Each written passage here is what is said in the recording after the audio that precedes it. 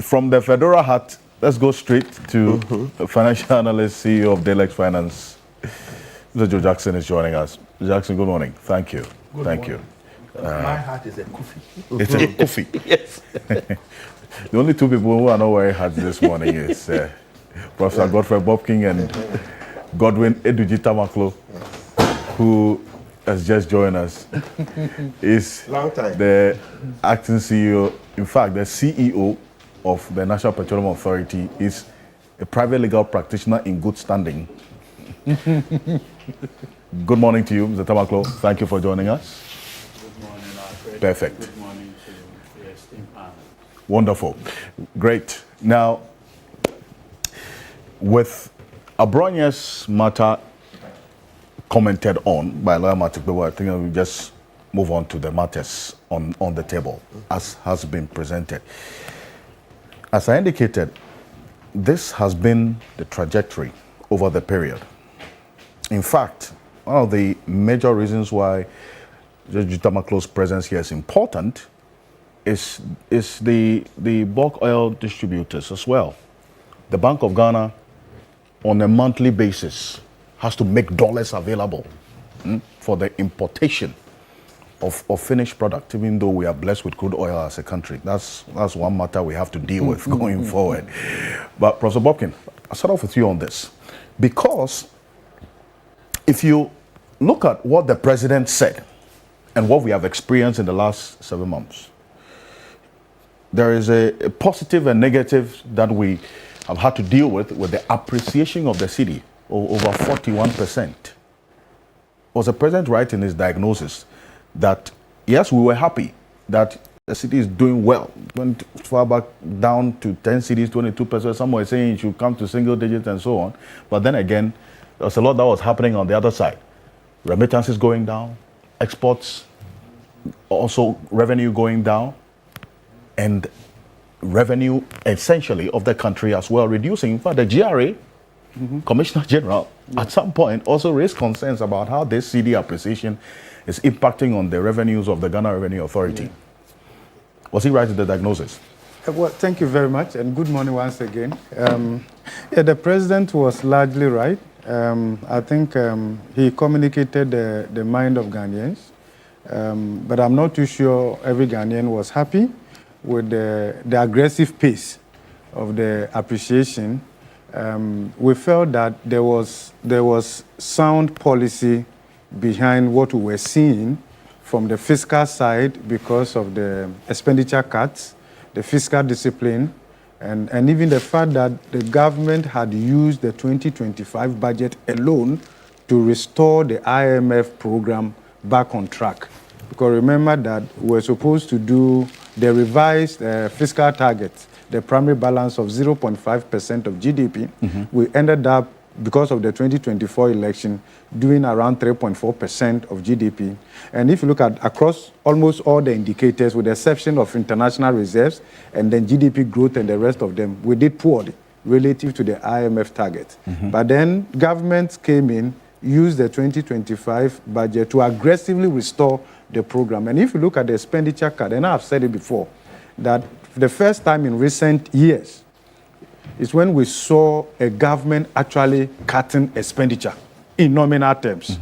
And I compared that to 2017, when a new government also took over. You realize that even though we're still under IMF program and still doing fiscal consolidation, in 2017, over 2016 expenditure base, expenditure went up by about 32% in 2017 over the 2016 base.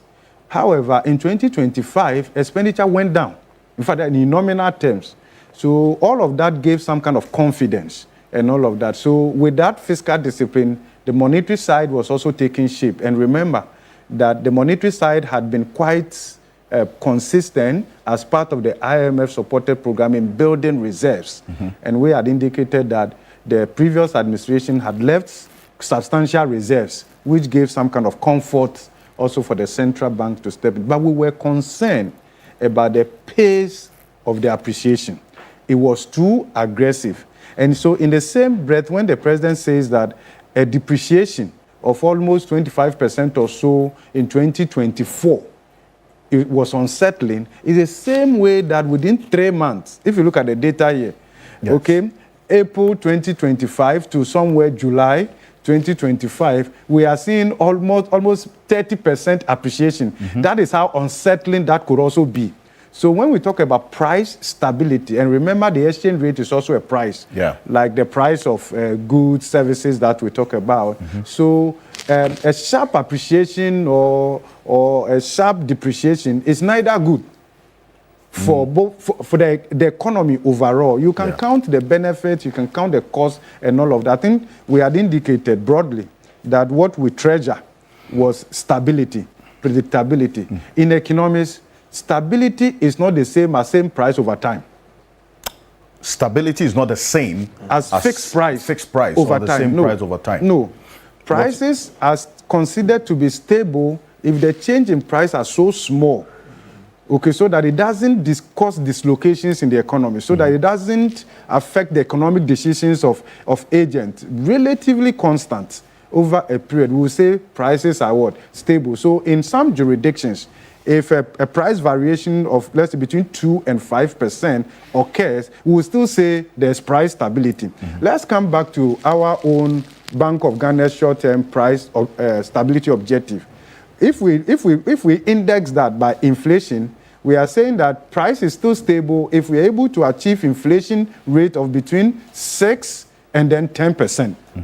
Between 6 and 10%. That is why we say our inflation target is 8% plus or minus 2, or like we say technically 8% with a symmetrical rate of 2%. So inflation rate between 6% and 10% is considered to be stable. Over time, if the fundamentals transform, we can revise that target to maybe 6% plus or minus 2 and all of that. So those are the things that we want to look at. I want to believe that we missed something somewhere along the line in terms of how our own understanding of the appreciation and the implication for the economy. So you realize that now we are counting our losses. Okay, what was the level of analysis and sensitivity analysis that we did from the beginning of the year or towards the end of the first quarter, which probably could have guided us? And remember, at the time that, in fact, we indicated that there was intervention in the market from the central bank. At some point, it seems to be that there was some kind of denial that there was no intervention. It was just market forces. The IMF came to town and shined the light on that, and it indicated that we had intervened in excess of $1.4 billion. Yes, that was in the first quarter. Remember that I looked at, within that same period, I compared what Ghana was doing to Kenya and to Nigeria, and realized that some of these countries chose to stabilize much early in the year rather than allowing their currency to appreciate excessively, because that in itself will cause some kind of dislocations in the economy. But it's good that we are coming back to reality. Look, what we are seeing here, for me, is not surprising. This period of depreciation of the cedi? Yes, it's not surprising. The almost 20% depreciation? It's not surprising. When you see aggressive pace of appreciation, which you cannot trace to economic transformation, i.e. structural transformation, productivity transformation, of course, that is not to take away what government has done in terms of the leadership they've shown in 2025, expenditure cut, fiscal discipline, prudent monetary policy, and the rest of them. But beyond that, if you are talking about the fundamentals of the economy, it goes beyond that. You want to look at the real sector, you want to look at economic transformation, you want to see whether there are structural transformation, productivity transformation, you want to look at it across all those indicators. Then again, you also want to look at it in relation to external development, because Ghana is not an island, right? Yes. And all of that. So I think that it's not surprising. Typically, over time, if you look at the data, you realize that any time there's a sharp appreciation, like we've seen, it's usually accompanied by some reversals correcting, okay? Especially in the last quarter. This cyclical experience of the cedi over time is what we are seeing. Yes. Okay, so, but because, again, given external development, and then also the steep expenditure cut, and then the goodwill, or what we call the honeymoon effect, of a new administration, given the results of 2024 and all of that, it was that the conditions were right for that level of appreciation. But I believe that the central bank also took advantage. Okay, so given subdued demand within that period, with minimal intervention or injection of FX, usually the value would change and all of that. But if you had unlimited reserves, then you could say that there's no problem. We can sustain this. But you don't have unlimited reserves. True. And then again, look, a currency that historically is very strong, I'm talking about the USD, when within a certain period is priced this low, okay, to the extent that you don't have control over how people will react, you want to be very careful. And you've seen how remittances responded to this development. That is not the only thing. If you talk to businesses on the ground, especially in the manufacturing, beverage, and the rest of them, some of them have entertained revenue losses of more than 40%. Simply because of this aggressive strengthening of the currency. Yes. And we have seen smuggling imports from our neighbors, even from Nigeria. Is that okay? Also because the standard VAT rate in Nigeria is around 7.5%. Our standard VAT rate or effective VAT rate in Ghana is just around 22%. That's actually 21.9%. So just that alone creates some kind of advantage for imported items from there. Coupled with the aggressive strengthening of the currency, it just made import, and the president was right when he said that there was a surge in import. So we had indicated earlier that what is our economic orientation? What kind of economy do we want to have? Then in that case, you are looking at the positioning of the exchange rate to support that. But given what was happening, we were less comfortable, and we had indicated that we were a bit concerned. We agreed that government was doing something right from the fiscal side. We agreed from the monetary side, they were doing something right, but the pace of the aggressive appreciation was unsettling. It was difficult for people to plan. Look at where we've ended up with. Within, again, just like almost 3 months or 2 months or so, we are seeing a reversal in value of almost 18, 20%. It's just about a month. Yeah, it's just about a month we've seen from... So just look at the disruptions in the first quarter, and then also towards the end year. Just look at the disruptions. It's difficult to plan. So when the president said that, yes, stability is what people prefer, that we agree with that. Remember that human beings, businesses, we all prefer relative certainty. It's good for planning, okay? And the predictability is what helps in planning. Otherwise, assuming you had done your budget, and a lot of businesses, if you notice the way they work, towards the year end, they will do their strategic retreat. Mr. Jackson is here. They will do their strategy, approve their budget. Okay, this is the goals we have set. What is underlying budget to help us deliver on that? So they would have approved that. So if in the first quarter alone you see these disruptions, it throws the budget off the target. Then again, July, August, you see another disruption. No, it doesn't help planning. It doesn't help planning. And I believe that we are at the point where I agree when the president says that the Cedi will find a true value. The true value in economics, we say, is the value that is arrived at as a result of the interaction between demand and then supply. Without any intervention. No.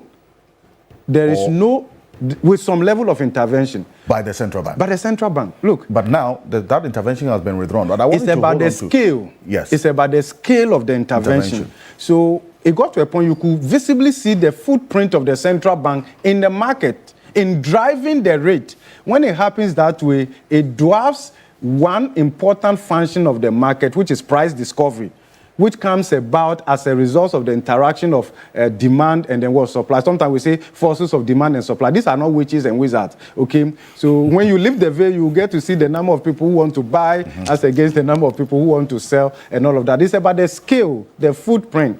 And I believe that the IMF flagged that. We know that the fund will be coming to town towards the end of this month and all of that. And therefore, some incentive to erase our footprint in the market is also good. Is that okay? And allow market forces to determine that.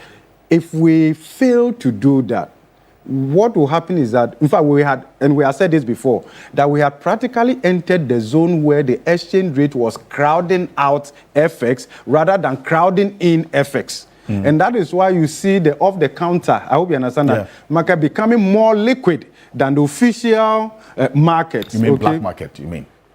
Call it black market, okay, and all of that. Then I mean, the black market is black market is relatable. Maybe so let's say the central bank had the official rate, but the black market had the transaction rate. Okay, and when it happens that way, even for studies and the rest of, sometimes we are confused. Which data should we use? Should we use the official rate or the transaction rate? The transaction rate is where transactions are taking place, and all of that. But look, Alfred, we've gone through this.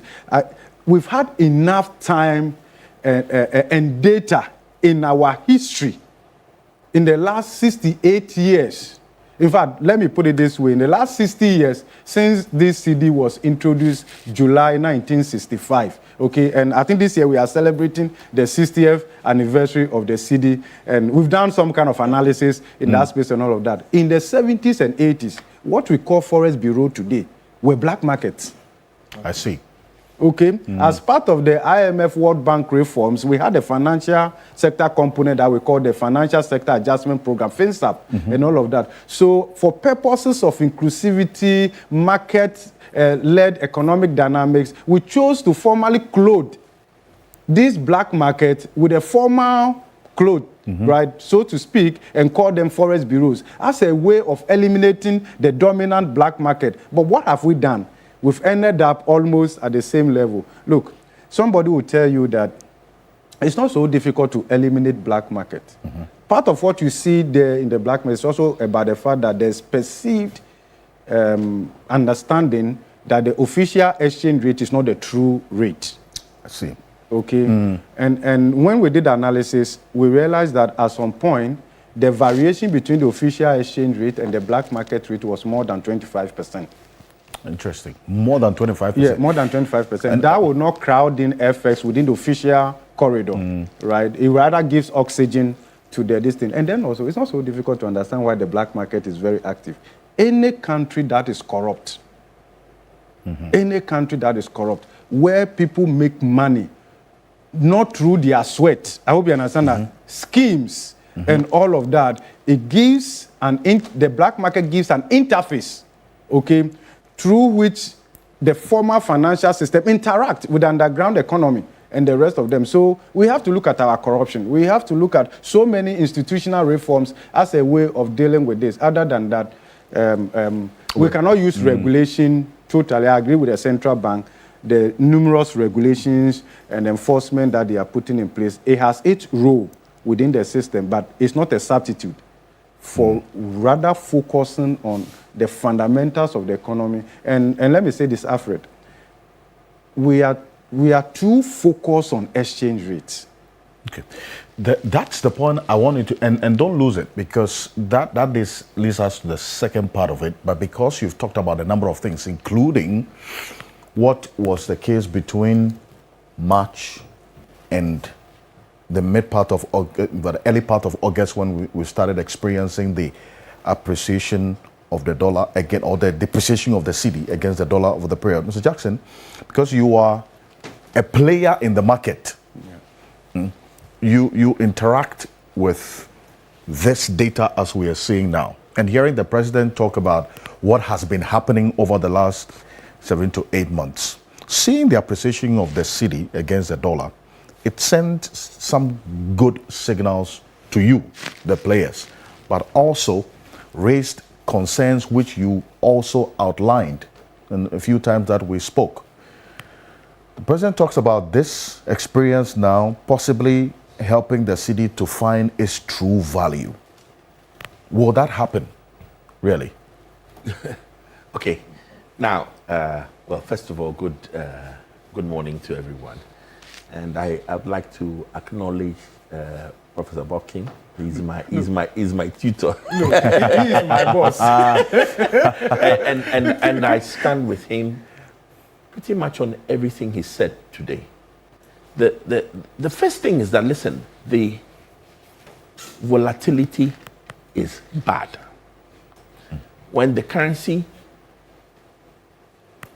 appreciates sharply, people lose money.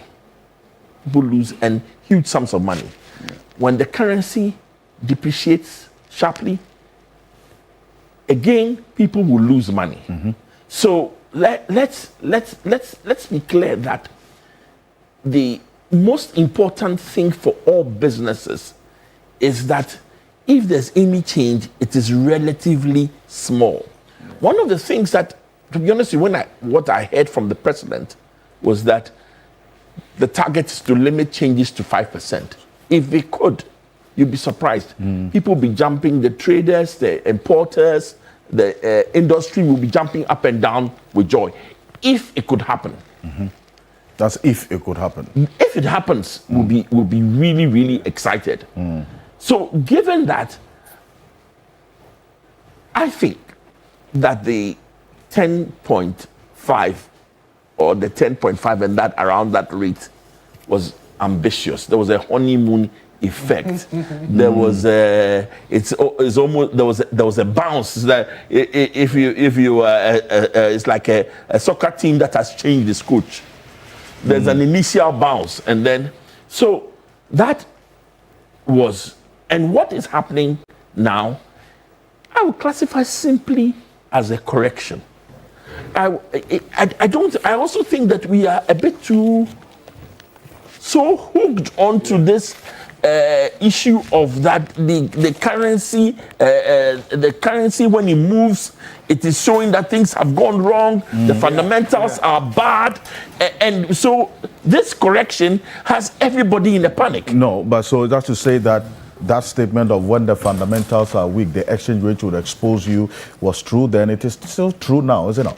I don't exactly agree. The exchange rate is a very, very complex reaction, including it is a reaction with external factors that we don't have controls over. Is the exchange rate right? It is. Is it a very important measure? It is. Is it the most important measure of the performance of your economy? Unfortunately, that I would agree. I think that the economy has several other things, and it is that same perception that we have that this exchange rate that made it gave us an incentive to keep it as low as possible, which is costing us. This is a correction. My initial, you'll be surprised, my reaction to this is stay calm. No need to panic? No need to panic. Definitely not yet. Stay calm. I believe that the last month's appreciation has an element of speculation in there. Now people are betting against the Cedi. Exactly. You see, what has changed so much is the discipline shown by the government in its expenditure still in place. It is. What has changed so much to push the value so high so rapidly? And so inflation is you see, if the appreciation cannot also match the other numbers we are getting, then we should be cautious. And that's why, listen, inflation is coming down. The interest rates are still low. Not that low. Not that low, but it's come down. It's come down considerably. I'm in the market, and I tell you that I'm seeing lower exchange rates than I've seen in a long, long while. Right? And yet at the same time, notice that we've kept lending rates high. The central bank has kept lending rates high, which means it is also restricting credit that is going out. So obviously, there are some other factors that are pushing the Cedi, and some of us believe there's a strong element of speculation. The one thing about speculation is that over time it will ease out. You make a bet, you have to either lose or gain. But there is some. So my first reaction is that, number one, the volatility is not good for anybody. Number two, let's stay calm. But Listen, if I think, because I believe that there's an element of speculation, I actually think there's a strong argument for the central bank to come in slightly. for the central bank to intervene in the forex market again? Yes, in order not to make this become a run on the cedi. And you see, these things can be self-fueling. Because what happens is that the faster it is, as it rises fast, people now say, sit up, hey, what's happening to the cedi? Hey, maybe I have to buy now. And then it becomes a self-fulfilling prediction. I think it is time for the central bank to intervene slightly. But you see, that how does that then reconcile with the president's position that the central bank has withdrawn, and it's the process of helping the cedi find its true value, or having the cedi indeed have some sense of stability and get the true value, so we know exactly what we're working with. If the central bank intervenes, would that be a disruptive intervention or a complementary one? Okay, first of all, this rapid rise is also not good. The central bank's role is, even if there's going to be a rise over time, to keep it steady and to keep it within a certain range. So there's a definite argument that intervene slightly in the market to temper, if there are speculators, take the incentive for the speculators away. Right? And every central bank intervenes in the market. That's part of its role. So we can't also have a market where we say the central bank should keep prices stable, yet we've tied its hands and said, no, we won't allow it to intervene. The central bank has a role to play. It has a role to play.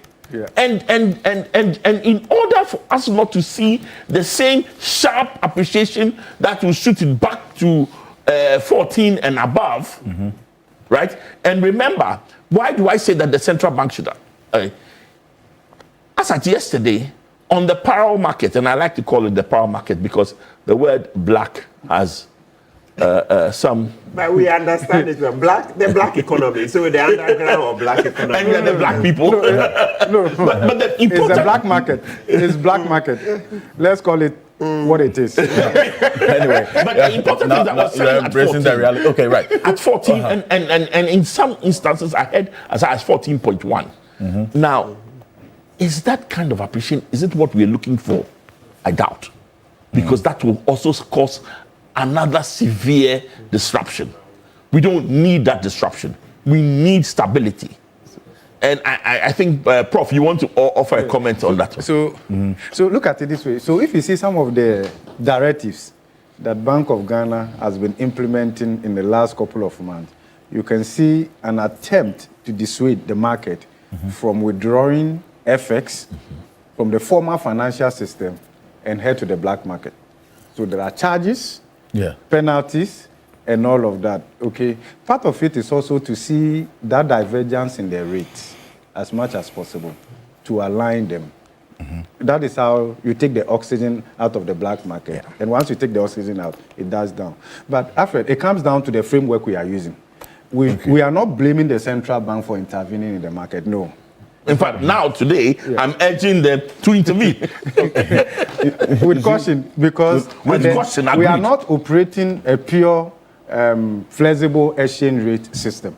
We are operating largely what we call managed rate. Yeah, flexible exchange rate system, where to a large extent we allow the forces of demand and supply to determine the price, but it also allows the central bank or the authorities to step in.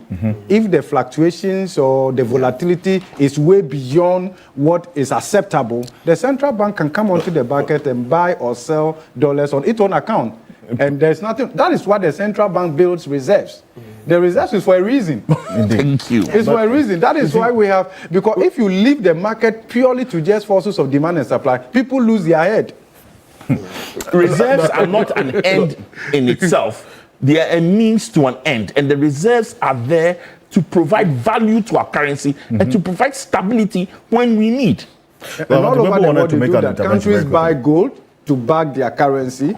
They do all kinds of intervention. Look, this is see in the U.S. There's pressure on the U.S. Fed to cut interest rates. Exactly. How people see the market and all of that. Okay, so I think to a large extent, the coordination, the central bank, monetary policy, because first of all, the government set the tone with the way that they presented the 2025 budget. And in fact, they've kept to it largely. If you look at the half-year report, okay, expenditure cut was much more on track than even the target and all of that. And the president, during the media encounter, indicated that they have recorded primary surplus of 1.1% and all of that. Of course, we know that we need to balance short-term macro stability with medium to long-term economic transformation and then manage that trade-off so that going forward, we begin to also spend progressively, especially in the area of infrastructure and all of that, so that we'll be able to have the kind of economy that every Ghanaian would desire. Yeah. Well, people, just you wanted to make an intervention because then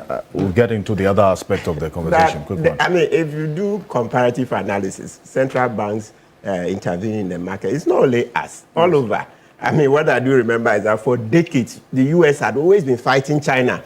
That China was intervening too much. I mean, I still can remember from the China early was 2000s. intervening to keep its currency low. low. Exactly. Yeah. So all these decades, so as you keep it, I'm just remembering the it was one of the pictures reasons over why- 20 years now. I think the concern has been about the quantum of intervention. I mean, in our case.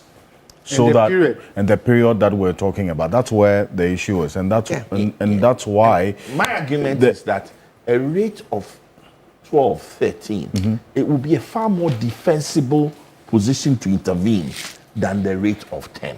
Okay. And that obviously at 10, the Cedi was grossly overvalued. So that's what another statement the president made, that the Cedi was undervalued at 16 cedis to the dollar, and also overvalued at 10 cedis to the dollar, as we saw in the past few months gone by. And so as a result, there has to be some leveling. How do we determine that really the 13 cedis is the leveling up of the Cedi? It's a value that is true and reflective of what the Cedi should be. It's an estimate. And you build models and you look at what the other numbers are telling you. Look at what inflation is telling you. You look at what the exchange interest rates, imports, and also what is happening in the international market. Remember that the Cedi is really what translates what happens out there with us. You also look at what you're doing internally in terms of competitiveness of your businesses and your discipline, where your fiscal side is concerned. So it is an estimate. And with all estimates, the only thing you can be sure is that it will be precisely wrong, that the actual value will be different, but it is an estimate. But it is a far more defensible position than 10.5. You mean this 13 cedis is sustainable and defensible? Defensible. Sustainable. Remember, one of the arguments we've made here clearly is that a gradual appreciation is not even bad. We will accept it. But so long as it doesn't go spike up, spike down, spike up, spike down. If it goes steadily, we will accept it and deal with it. In fact, because of all the structural problems in this economy that are yet to be fixed. And that is why speculation is ripe. Right? Yes. Oh, you know, so it will be difficult to see the Cedi appreciate long term unless those challenges are fixed. Those problems have persisted for a long time. But so we are prepared to accept even a gradual, slow appreciation. Depreciation to fix them. Yes. I saw the launch of the Nkukon Kitinkiti, my beloved project. Right? They said they started the processing plant. Yeah, yesterday I saw somewhere that the president had launched it. So hopefully, when Nkukon Kitinkiti comes on board and there's a lot of poultry domestically, it means because that we spend more than $200 million importing can you imagine poultry products and all of that. Together, the food basket is $3 billion. That's how much we estimates of import. as high as 300 plus million in just poultry. Yeah. And rice. But back to where we were. Back to where we were to close this argument. We are importing Yes. water to now. We spent more than $11 million importing water in 2023. Mr. So President. now that's one that we'll get because it ties directly into the Galamsey conversation and all of that. You say so over $11 million importing water into this country. But it didn't even start last year. It's been there for Yeah, a in while fact, now. if you track it's been increasing over time. We're spending more money to import water into And if this we are not country, careful, Ghana. that's going to be the ultimate business. And that's where the concern is. And like my people, to the extent that yes, you want to just conclude on the point you're making. No. I was please. just making a comment. Please. That anybody who asks me, what are the growth businesses you invest in? You know the number one business I say? Water. Okay. Water. Buy a balsa. Buy a water balsa, a water tanker. Get a filtration plant. Because the water wars in this country are going to be incredible. And some of us see buying a sachet of water one of these days as high as 5 cedis for a sachet of water. Hopefully we don't get there. The entrepreneurs are talking. You see, in the end, I think we're all coming back to a point where, one, there's no dispute now that there was some intervention by the central bank in the market over the last 7 to 8 months. Now, that intervention has been withdrawn. The structure of the economy hasn't changed that much. So clearly, sustaining this appreciation was going to be a problem. Juxtapose that with the losses that the president talks about, the 50% reduction in remittances, exporters losing, real estate also losing, and even the GRA itself coming out to say, well, because of this They've lost appreciation of the 30%. Cedi, Revenue has gone down by 30% loss in the revenue projections for the year.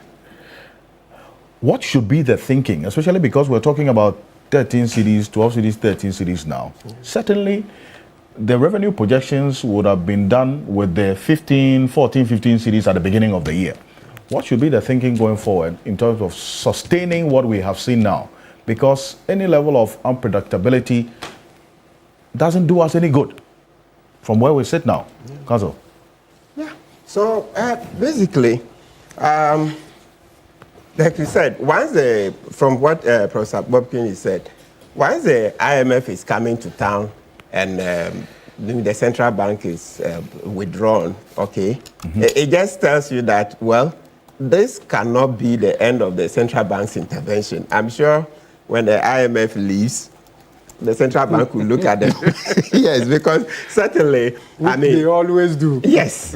When the sheriff is out of the town, then they will have a field day. Or when the cat is away, then the mouse will play. Yes, we would need them to consistently intervene. But of course, you are making the point that it was excessive, right?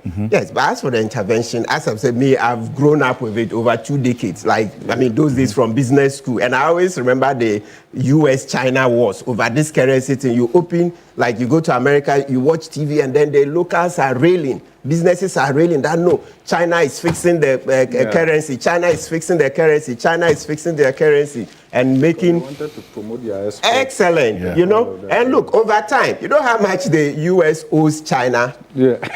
Lots of money, beyond your imagination. So, yes, over 20 years, consistently fixing their currency to make sure that their exports are cheaper.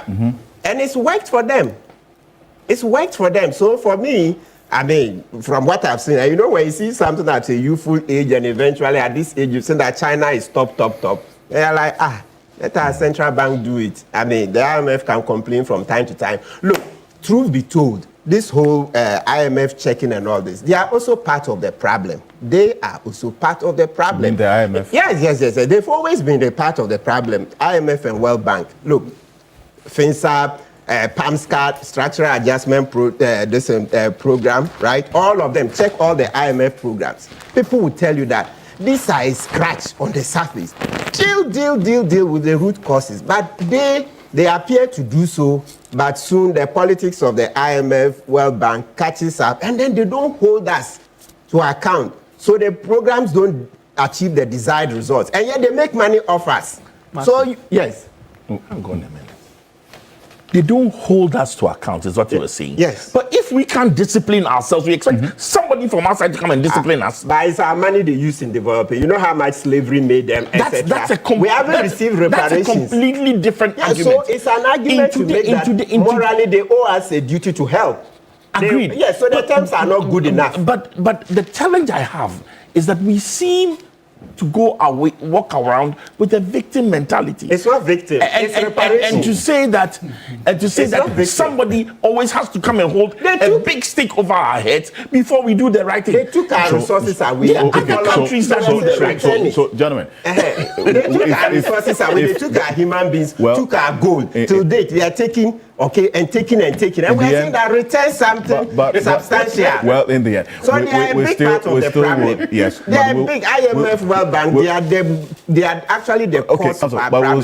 Their politics is too much. We will still have to do our own homework well. I mean, they are there. If we get things right. We have our money in their If we get things right, we're not going to have to go to them begging or seeking an intervention with all the conditionalities that comes with it. You didn't get the right price for your gold and cocoa. You haven't seen cases of LIBOR being rigged. Huh? The cocoa and the gold prices, who determines? The thing is so clean. But people were convicted for rigging LIBOR, Barclays Bank, the employees, etc. You see it.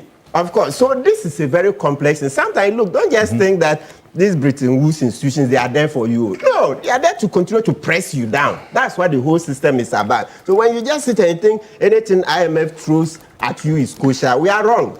Look, you've forgotten the history.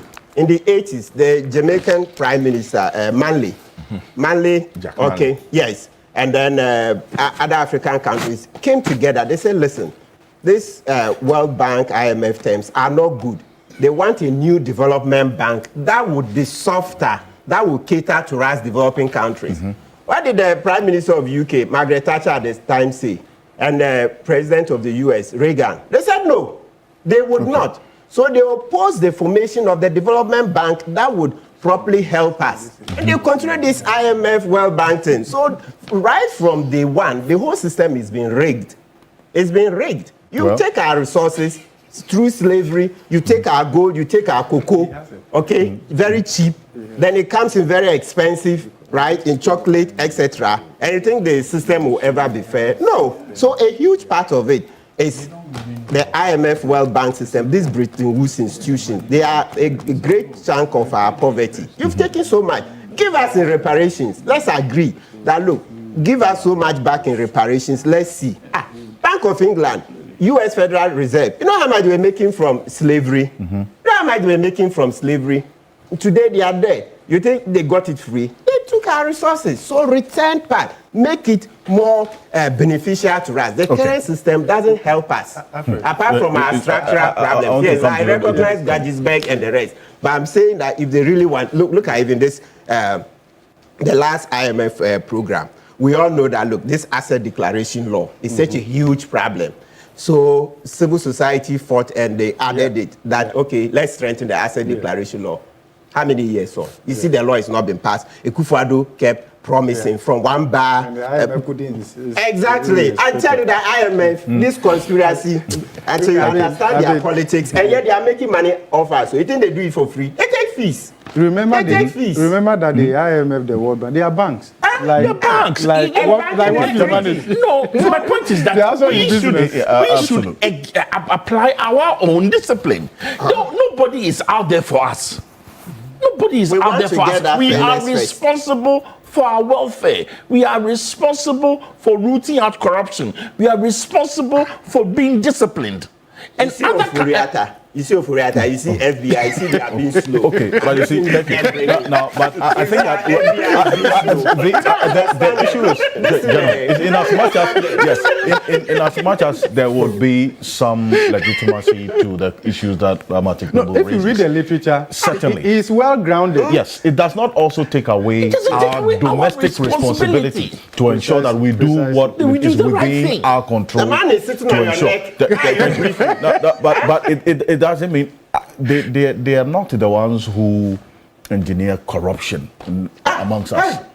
in What any I'm way. saying? Here. They are an integral part of it. Oh, you Government can- officials engaging in corruption. Where does the money go? Government officials engaging in They are the corruption. enablers. The money, where does it Government go? Is the officials money not engaging in the in US, UK, and what are you saying? No. But people, They are the enablers. The Western Enablers countries. They are the enablers. That's where the money is. Of what exactly? The corruption. Where is the money today? Where is Overiata? Where is most of his resources? It's in the US. But how UK, does it, the other countries you're don't play. talking about the IMF and the World Bank. I mean, Yes, but where do they come from? But, Who controls them? How do you then pin it down to The IMF belongs to the Europeans, then the World Bank to the Americans. Oh, you don't know? That's the Yes. convention. But you're talking about they being enablers of Yes, corruption. that's the enabling. Where there's a point of Because departure. where You is the see? money? Where is the money? Follow the money. You will find out that it's in their banks. If we put structures in place Yes. to deal with the corruption, we're not going to be talking about the enablers.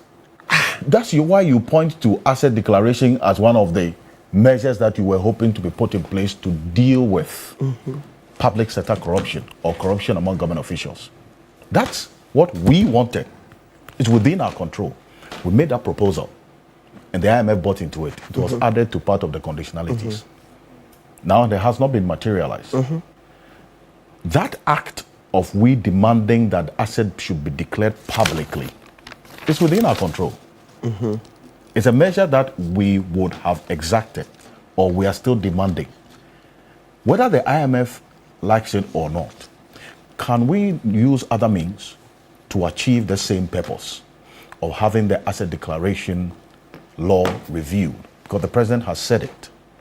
It is not dependent on the IMF to dictate whether or not asset declaration is reviewed to have it now get that clause of publication and verification of our assets. That's what I'm saying. Oh, for me, I think it's within their mandate. That's why they agreed. If they couldn't help, then why is it part of the agreement? So if the IMF doesn't now agree to it, we can't do anything about it? We saw that the politicians would not do it readily.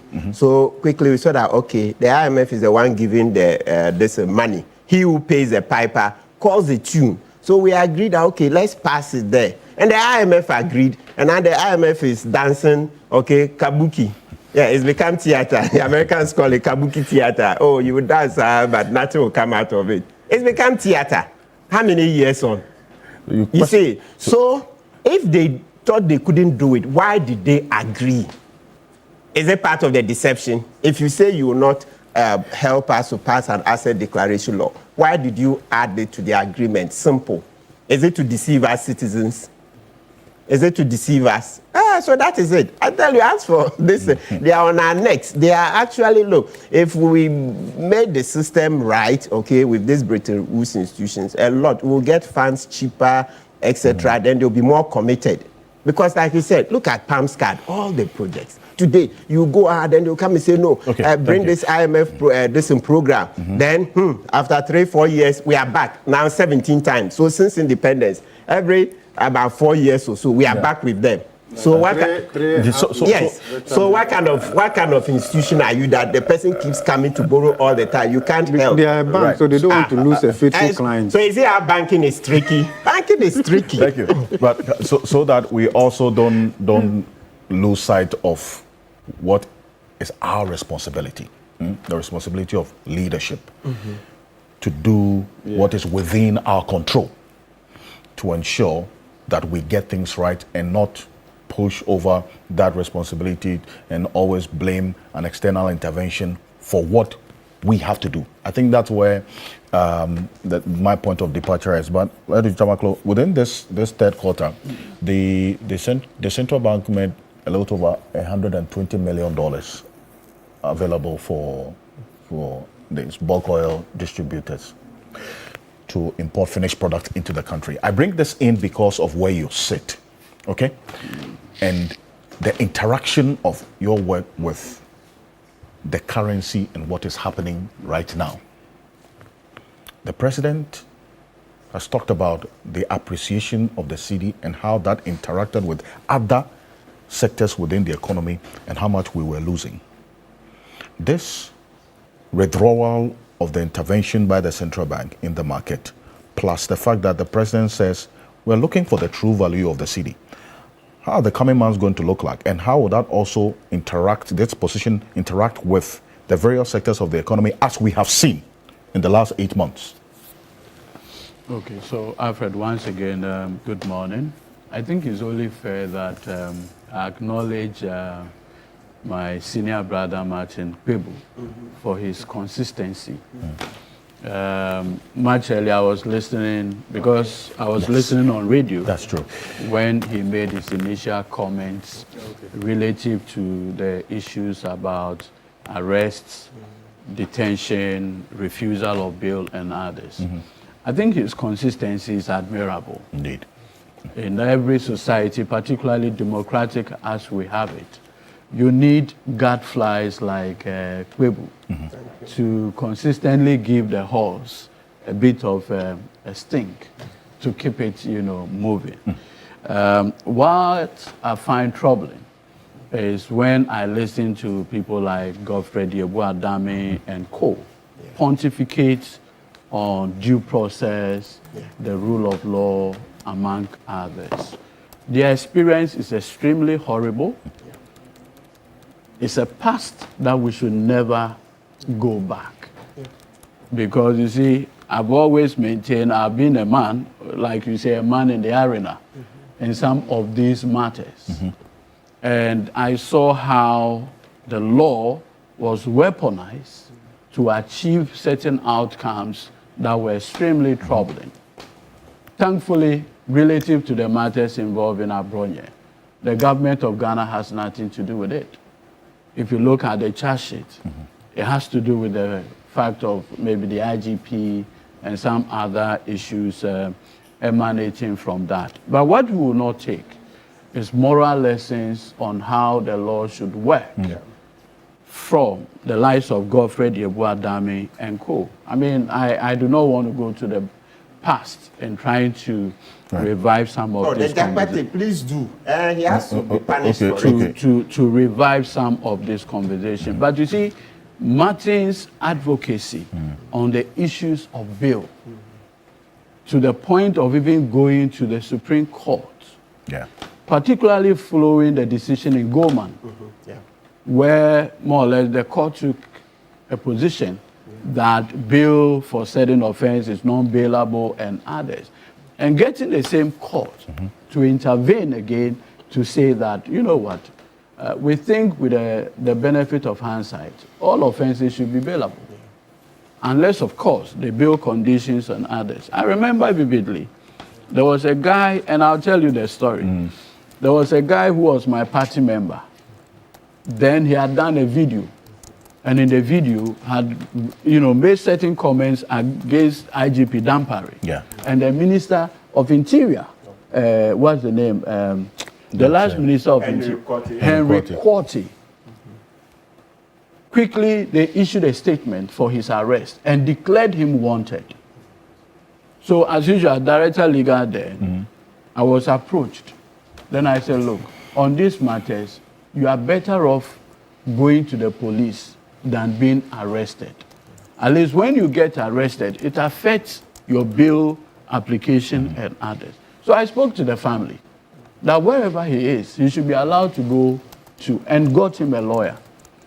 The guy went to the police and they arrested him and detained him. All attempt to get him bail became a problem because he had threatened Dampare. Immediately he was processed for court. I remember we approached the judge in open court for bail. And so this young man, upon hearing his name, he himself walked to the police. If he wants to run away, he wouldn't have come. So on these grounds, he should be granted bail. The judge refused. At that time, Alfred Ocansey was the Attorney General of the Republic. He was the Attorney General and he knew what was going on. You know what the judge even told her? That he won't grant bail and that he would do expeditious trial. Jesus Christ. And guess what? Because of the schedule, because of election, I pleaded with my senior, Francis Xavier, to help with the defense. Guess the judge was doing the trial every day. There are times my senior, Francis Xavier, would be late the judge will ask the accused person to defend himself. Hey. And sometimes tell him, do the cross-examination yourself. Until she ended up convicting him for 4 years. Yes, my branch executive in Suutum this year. Godfred was the attorney general. They just said no bail, not even with this one that the day is given, it will be reconsidered and all of those things. He's around.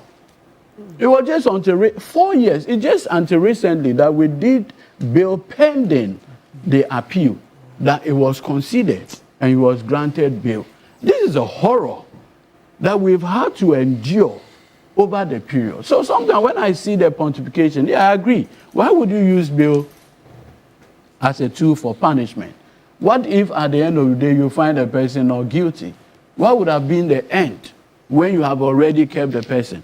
But the lessons we will not take from people who want to tell us what the law should be today.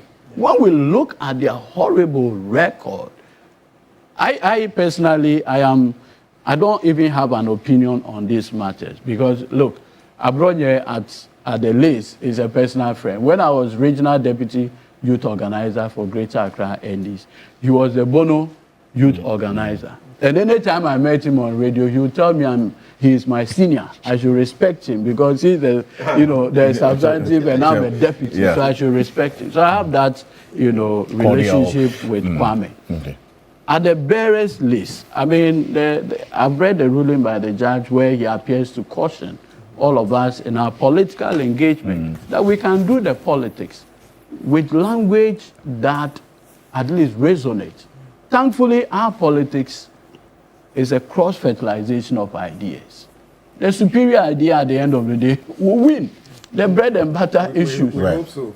No, I'm just saying, and that is what has shaped my personal politics. No, my personal politics that I have done. I mean, from TV3 2012 up to now, I will make my point forcefully. I won't come here and say, Seb, you are so. No, I won't do it. Indeed. At least Mr. Jackson will call me and then give me a small note and say, So I think we can do better. We can always reform our laws. Yes. Our laws are supposed to be growing because we are growing, society. Absolutely. But some of the language and others, we can moderate it for the sake of our democracy. But that said, let me go on the back of this, I received a swell of messages that we weren't on social media at the beginning of the program for the first 40 minutes or so. I need to apologize for this. Quite a number of your messages. Sorry about it that we didn't start the stream for the first 40 minutes of the program. Apologies for this. There was a little technical hitch, but we're truly sorry about this. So the comment that Lawyer Martin Bebo made about Abronye, that's why we got a number of those who are... No, I just felt it's important that I acknowledge I just had to, his consistency. Yes. People like Martin, part of our democracy, we owe it to them.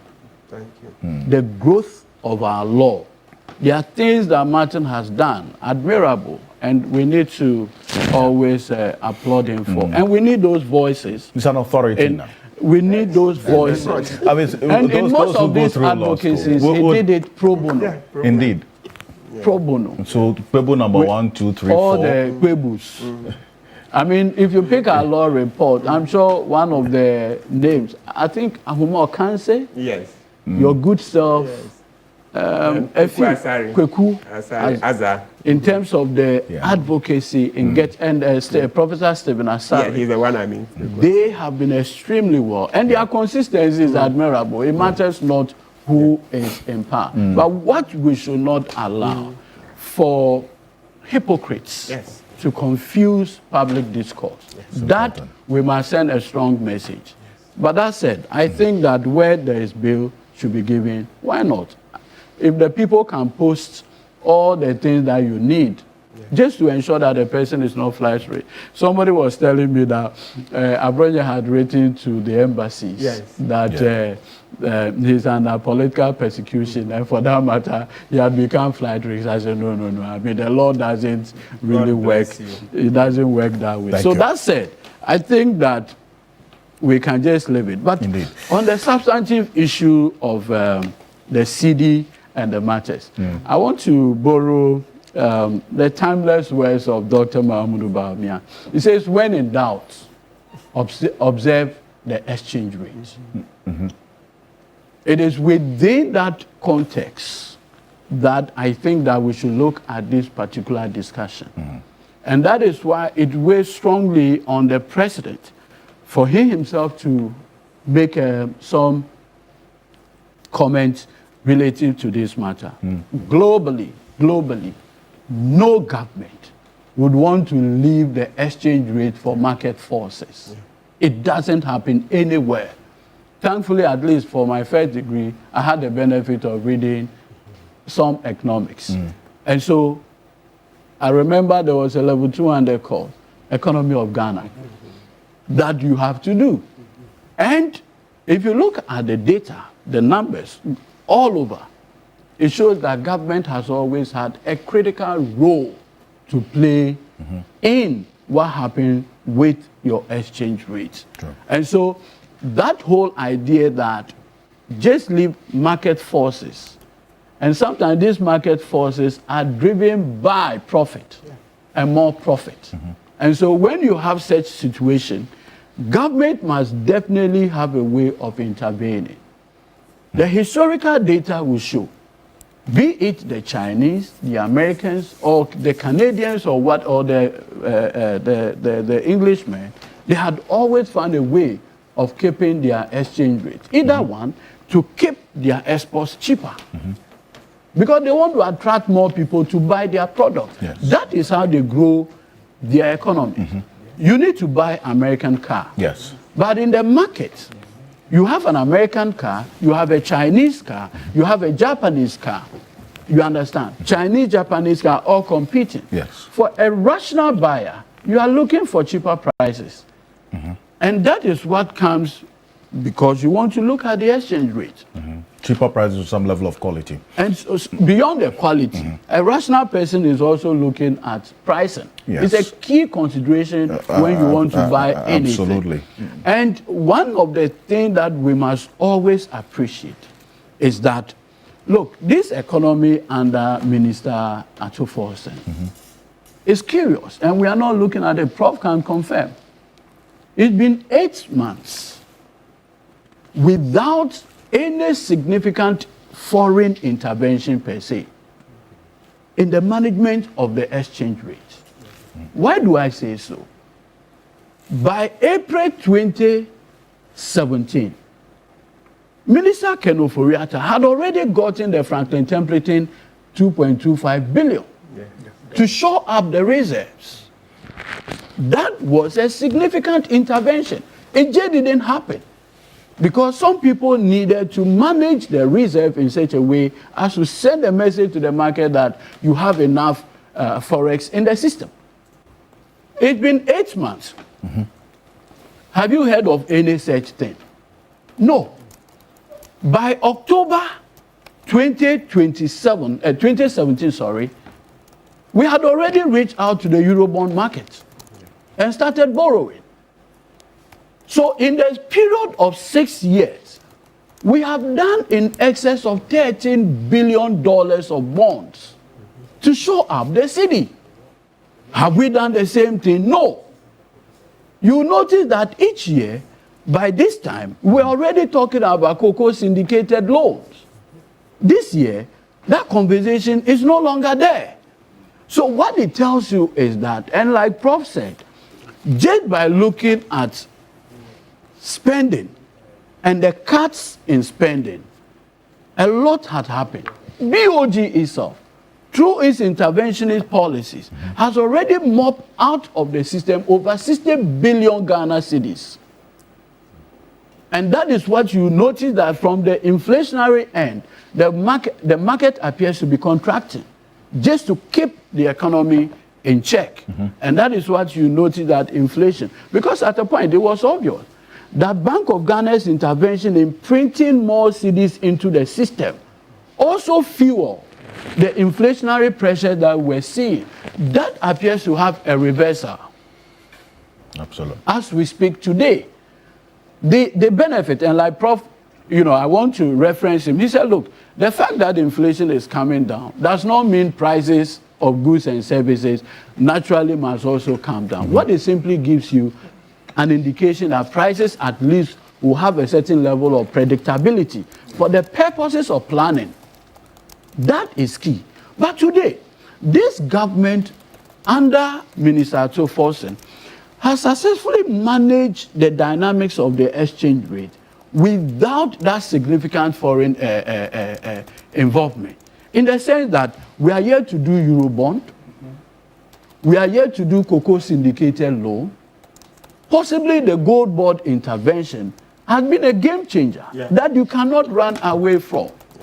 Look, the gold reserve that we've gotten in 8 months is more than everything that we've gotten for the entire 2024.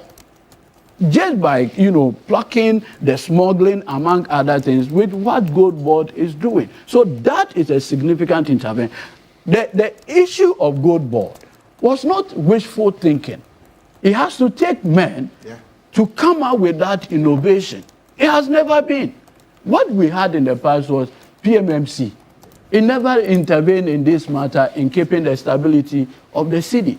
So we should always get it right that government of Ghana, one way or the other. Look, as for the IMF and these issues, Martin had elucidated on the literature significantly. Why do I say so? The IMF, first of all, is not Father Christmas. It's a bank. Like you go for loan from anybody, they pick interest rates on the loans they give you. Just that they don't call it loan, they call it bailouts. But it's a loan. At the end of the day, you have to pay it. And we are still servicing part of our loans with them.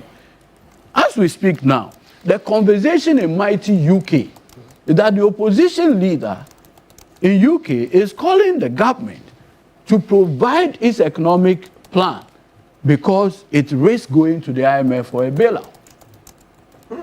Yes, even in mighty United Kingdom.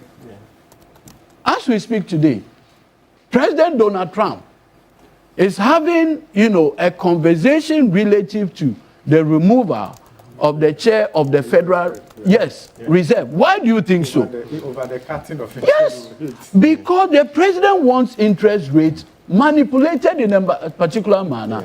The professionals are not allowing that. And so the president says, I have removed you because I want somebody who will come and do what I want at the Federal Reserve. This mighty United States of America. So under no circumstance should the government say, look, I'm just going to wait for market forces to just play it out. More so when they are driven by all the other issues you can think of. Look, you pointed it right. It's a system we inherited, where every quarter we go to the Bank of Ghana to auction forests to the various bulk oil distributing, the ones with the Biden license. That intervention has been greatly helpful.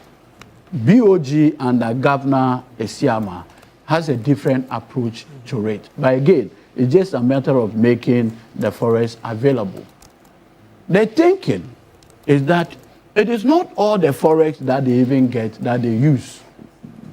Some are even thinking, and like the president made the point, that you have a situation where somebody tells you that I am importing X amount of product.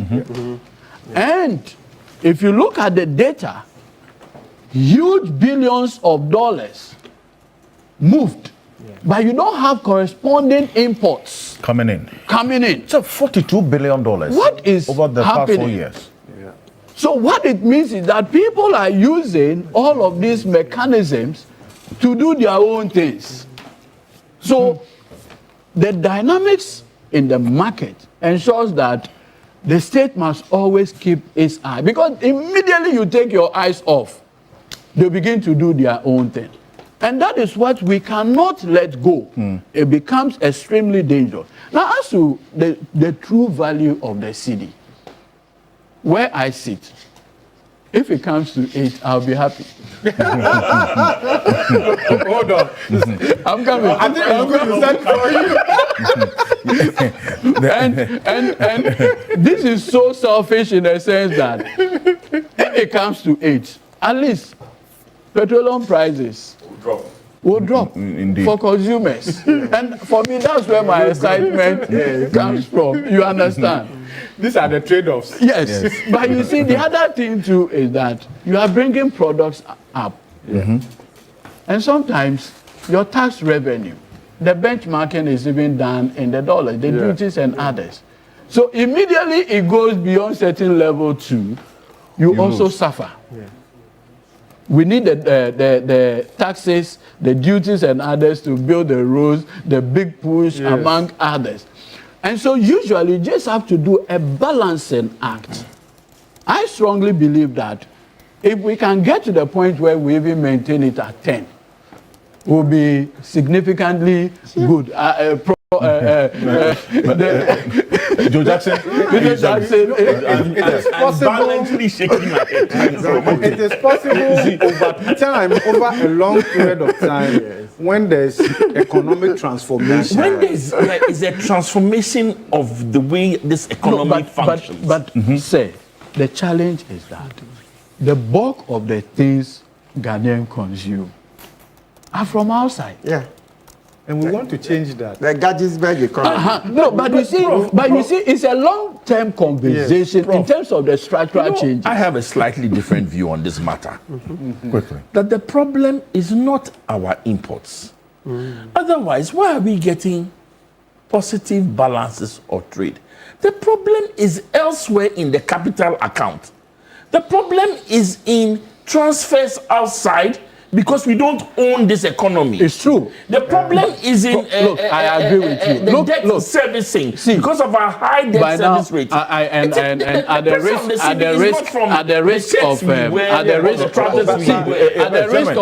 risk of mentioning names, so maybe MTN declares profit at the end of the day. The principal shareholder is not, quote unquote, a Ghanaian. So he has to move his profits definitely outside. He's not going to move that profit in Ghana cedis. Or he's going to do that. No. You move it like the many other companies. I just use. But some of us say that there should be a deliberate policy to create Ghanaian ownership of this economy. After all, that one is something we all agree. Until we do that, all we are doing is shipping the money away. Good. Look at the financial sector. How many of our commercial banks and senior in Ghana? Yes. Senior, How many are principal shareholders outside? So senior, Thank you. Senior. Hold on. So look at these two: the banking and the financial sectors. What are the time when they begin to put out their books? Between March, April, correct? Yes. A lot of companies have their financial year ending 31st December. Exactly. So by January, February, March. So if you look at the cyclical nature of our forex dynamics, you see that by March, April, it starts going up again. That's the time they are moving their funds out. Then by September, October, like we are seeing now, the imports, ahead of the Christmas, orders are also coming. And so there are always two times. True. March, April, now to November. The dynamics are always. And that is why in the past, for the past 8 years, you notice that around April, March, we do the Eurobond. The roadshow starts in earnest by February. So by March, April, the Eurobond will quickly come in. And then by September, October, the cocoa syndicated loan will come in. That is even not the only thing. Beyond that, the central bank also does swap arrangements. Exactly. Okay, to manage so if you want expectation was that cocoa syndicated loans and the expectation was that because of how the uptick of the cedi was experienced over the last at least 6-7 months, maybe this year would have been an outlier. So complete outlier because of the interventions that we've had in the past. Because by now, like Cocoa Board is all over the world looking for money. And the announcement will be coming. Oh, the Cocoa Board, the 1.2 billion Edeba. All those ones kill the speculation. But now, things are moving from 10 to almost 12 and beyond because the market is not hearing this kind of news. And that is what is fueling all of this. So I think, first of all, we need to applaud the managers of the economy in the past 8 months for at least the relative stability that we've seen. Atofo saying Governor Esiama, who is really forcing and has forced Governor Esiama, my brother Sami Jemfi. This combination had provided a certain relative calmness in the system. The hits that we are seeing in these past few weeks is simply because of the fact that nobody is talking. Everybody is quiet. And the market is beginning to speculate that, why are they not talking? Is it because the reserve ABCD? And very soon, I am, from where I sit and what I know, the Honorable Atoforsin will soon speak. Atoforsin will speak on this CD situation? And the market, once again, the heat will calm down. I'm very confident about it. Okay. Well, the most important thing is how the next few months will be like. And I want to stay on you, Mr. Auckland. The turbulence? Yes. I mean, the turbulence, again, like I told you, the orders will definitely increase. It's the basic demand and supply. If you are making the orders for Christmas and others. And I was shocked to find out that if you look at the data, within this time, the things we consume in Christmas is amazing. We eat everything. Consumption is good. End result of production is not. The food one alone, 3 billion of imports. The rice, oil, tomatoes. And shockingly, even Yemuadie. Actually, it's in the top 10. It's shocking. Yeah. Why is it shocking? And from Kwame Nkrumah's time. I thought the Yemuadie, they wait maybe on Ghana. No, but thank you. You see, And even guess what?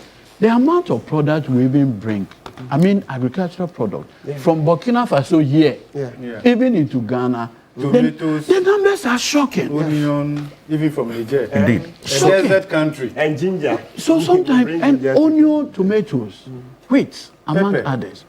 okay. Look, it's shocking. is significant. I sometimes I just have, maybe we need to go back and learn from the Chinese.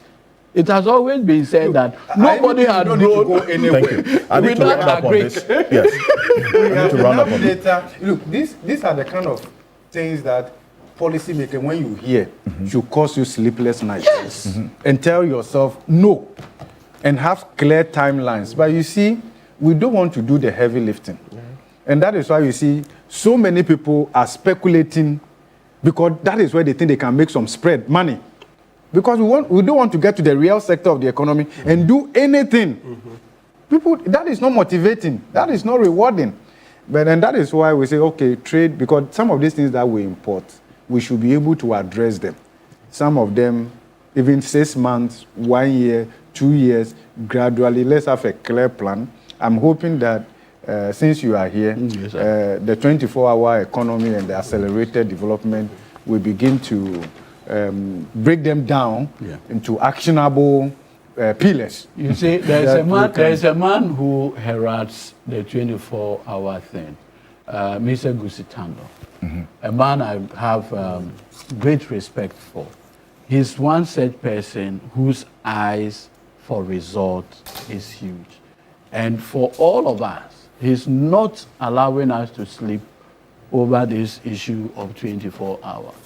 At my end, it's a sleepless night on the conversation, and he's doing so in many, many other places. And the president actually spoke about it when he met the media, that this is one area that once we're able to do some of these issues, we should have a reversal in how we have managed this Georgesburg economy over the period. And now, so you talk about the turbulence.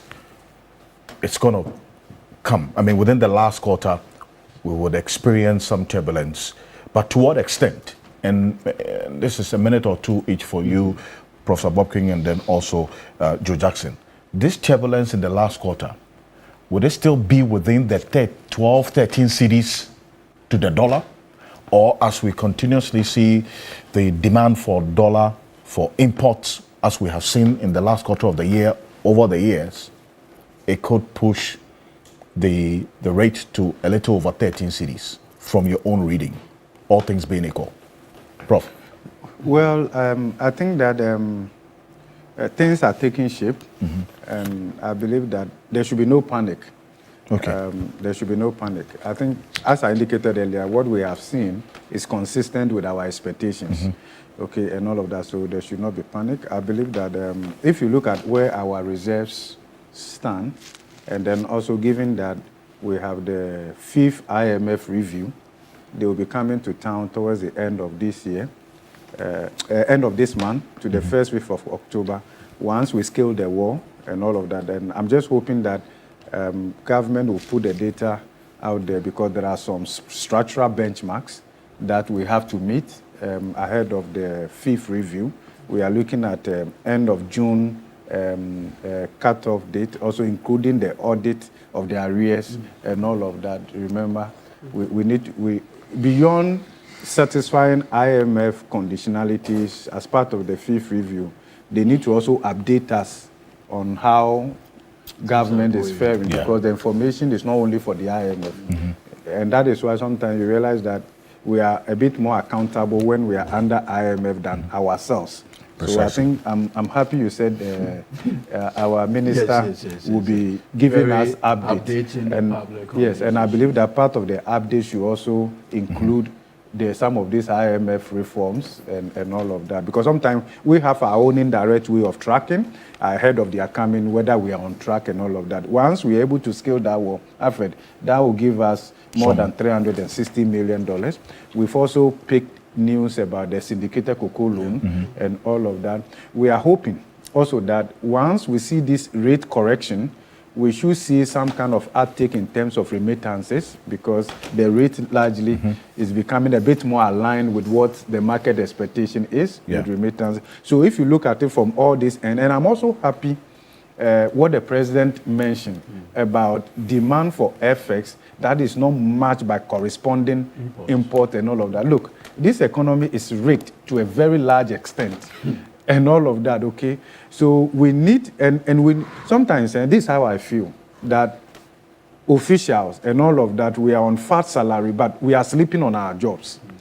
Okay, in terms of the real monitoring and data and being on the ground and all of that, and checking that, yes, what the papers passing around is also matched by the underground movement and all of that. So I think that if they can do a bit more on that angle, and then with the regulations, the directives and all of that, some directives, I think, beyond a certain point, they become counterproductive. We should not lean heavily on directives, regulations to solve certain problems that fundamental shift we should be looking at and all of that. Of course, some of them will be medium to long term, but what I want to say finally is that there should be no panic. And I believe that the situation is even risky. For me, where I see it, if your expectation is that the dollar will go up to 13, with what I know, in the coming days, you may become a big loser. I see. Under the circumstance. So we should expect some interventions in the coming days. What I know is that things will go down. I see. Yes. But like Prof said, as for it, we should never get there. Mr. Jackson, please. It's not one of my prayers. Mr. Jackson, we say in economics in a minute. So we go into the Galamsey. It's self-fulfilling prophecy. Exactly. Before long, it happens. Indeed. Mr. Jackson, well, in a minute. Quick. No, I stand with Prof on this issue.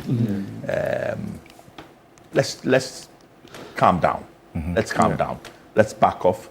And I think there's a lot of speculation in the market, and it will be interesting if over the next few weeks we see the central bank dip its hands into stabilizing the market and making sure that we don't overshoot the estimates that they themselves have made, because overshooting those estimates will also bring a lot of pain into the market. Okay. Once again, stability is far more important than the actual rate itself.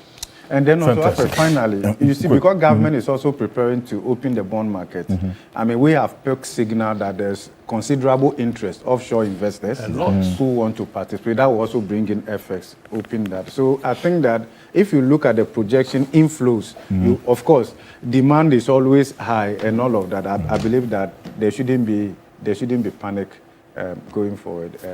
Great. Quite a number of the messages I'll get into, and we'll go into the Galamsey conversation. We're live on 3FM 92.7, also now on the Voice of London Radio and then the Voice of London Television. Quite a number of the messages about the earlier technical hitch came from the people who usually watch us in the diaspora.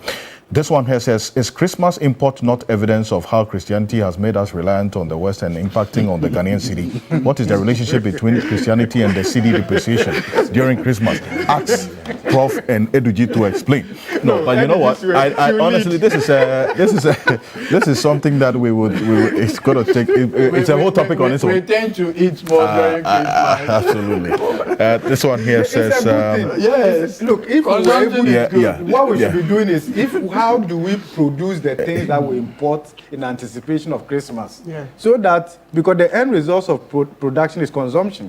You need Right. consumption to also stimulate the economy. So if we're producing these things ourselves, look, Alfred, you know why countries declare holidays? It's not because they want to go and sleep. It's to also stimulate consumption, festivals here and there. Okay. Countries spend billions to host World Cup. Can you imagine the consumption, the injection into the economy and all of that? So, thank you. Very important. Thank you very much. This one here the says, Black Friday. gentlemen, thank you.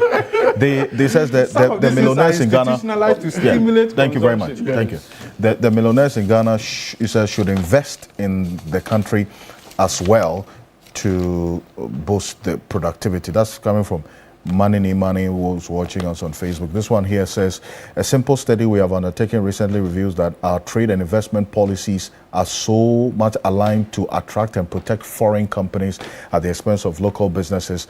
Our trade policies taxes are skewed to make it absolutely difficult and most times impossible for local businesses to compete.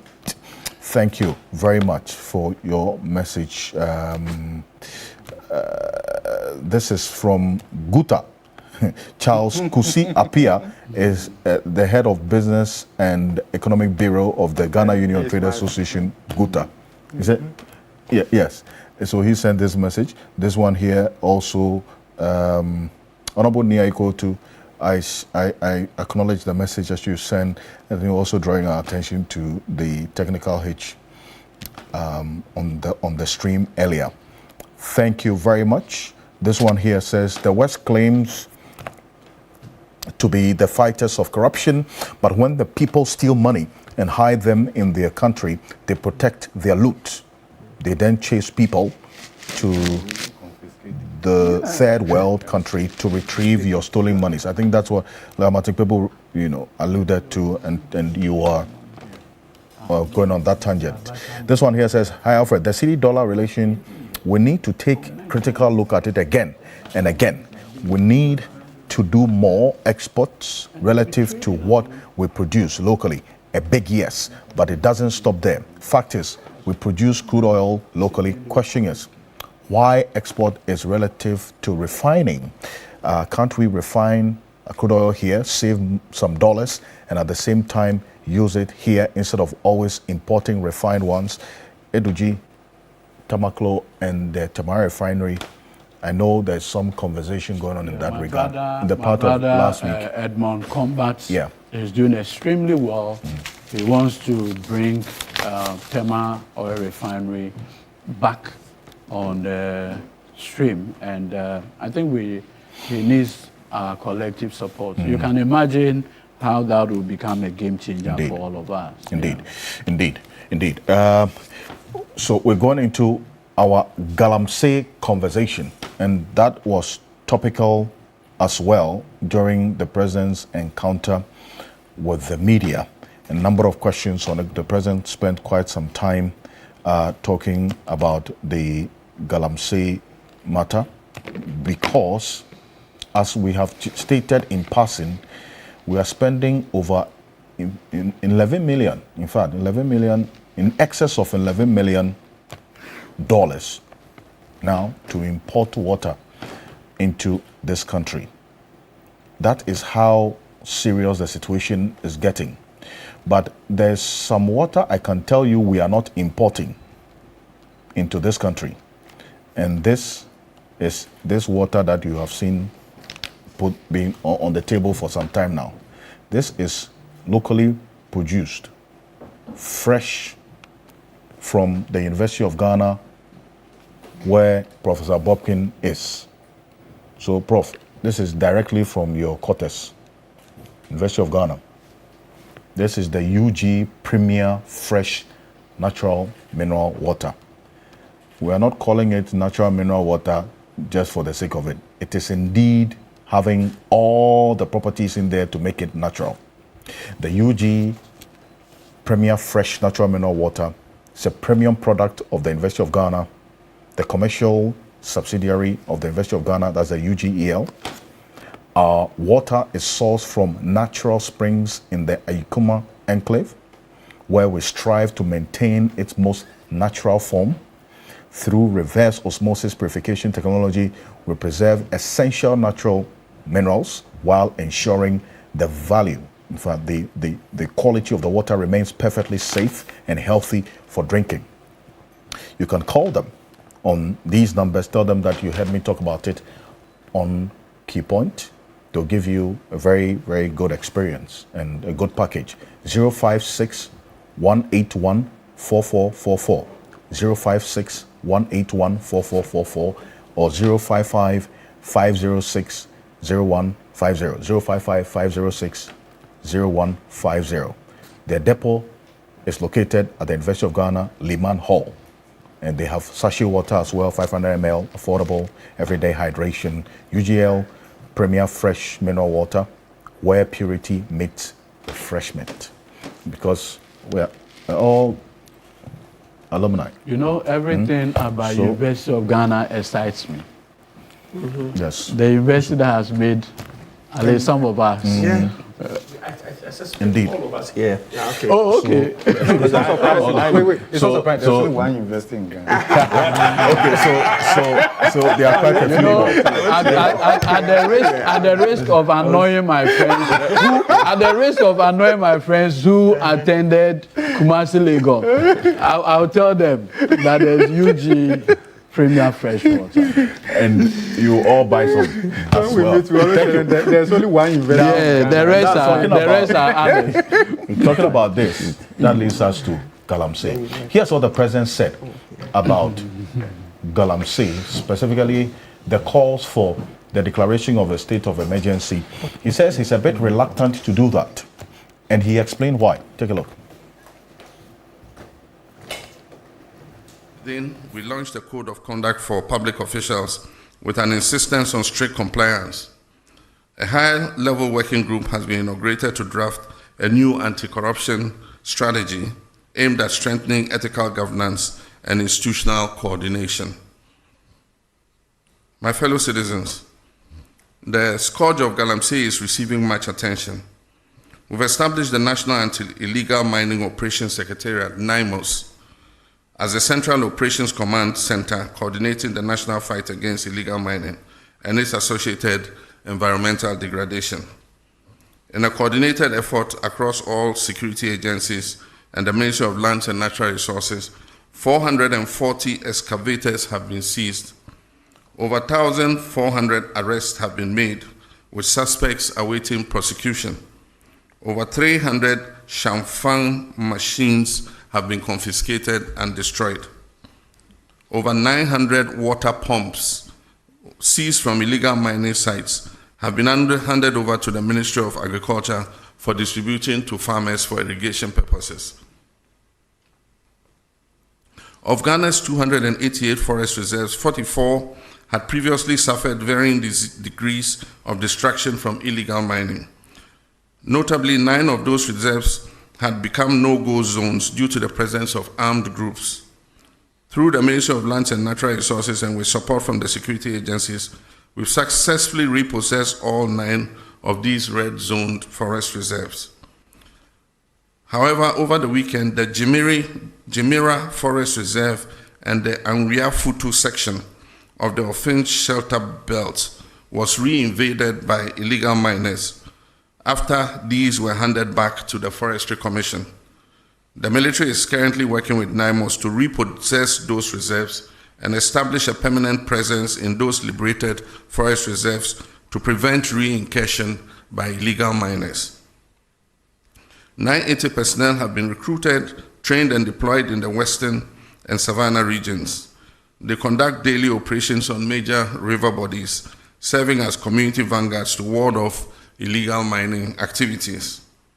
An additional 1,020 personnel will be recruited and deployed by the end of the year, bringing the total force to 2,000 Blue Water Guards.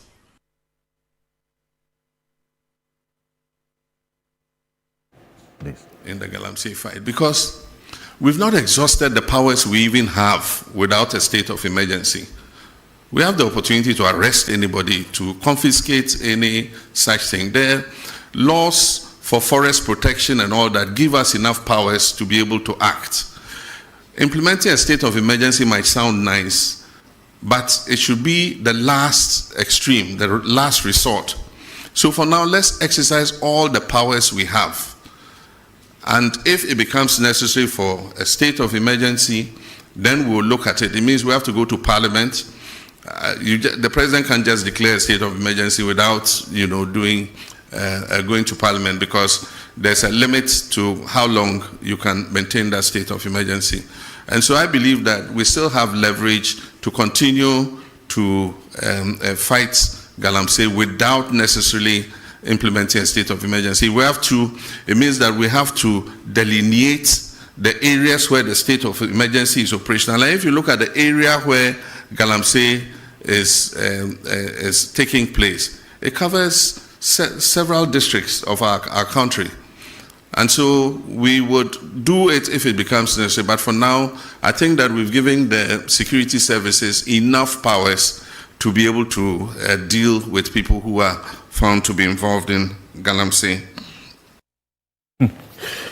That's the President, John Dramani Mahama, there. Says he has explained why he is reluctant to declaring the state of emergency, but that did not sit well with a section of the Ghanaian populace, especially civil society.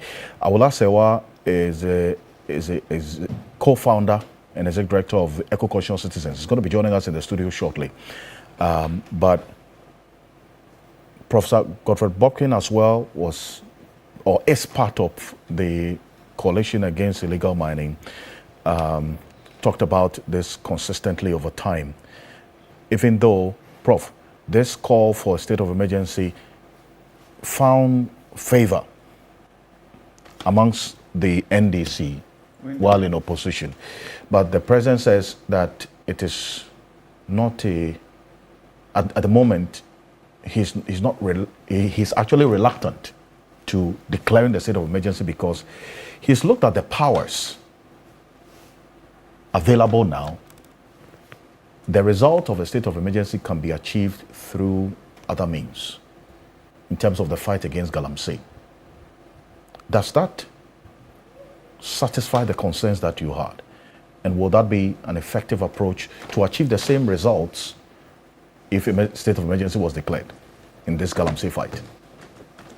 Alfred, to be very honest with you, when it comes to fighting illegal mining, call it Galamsey,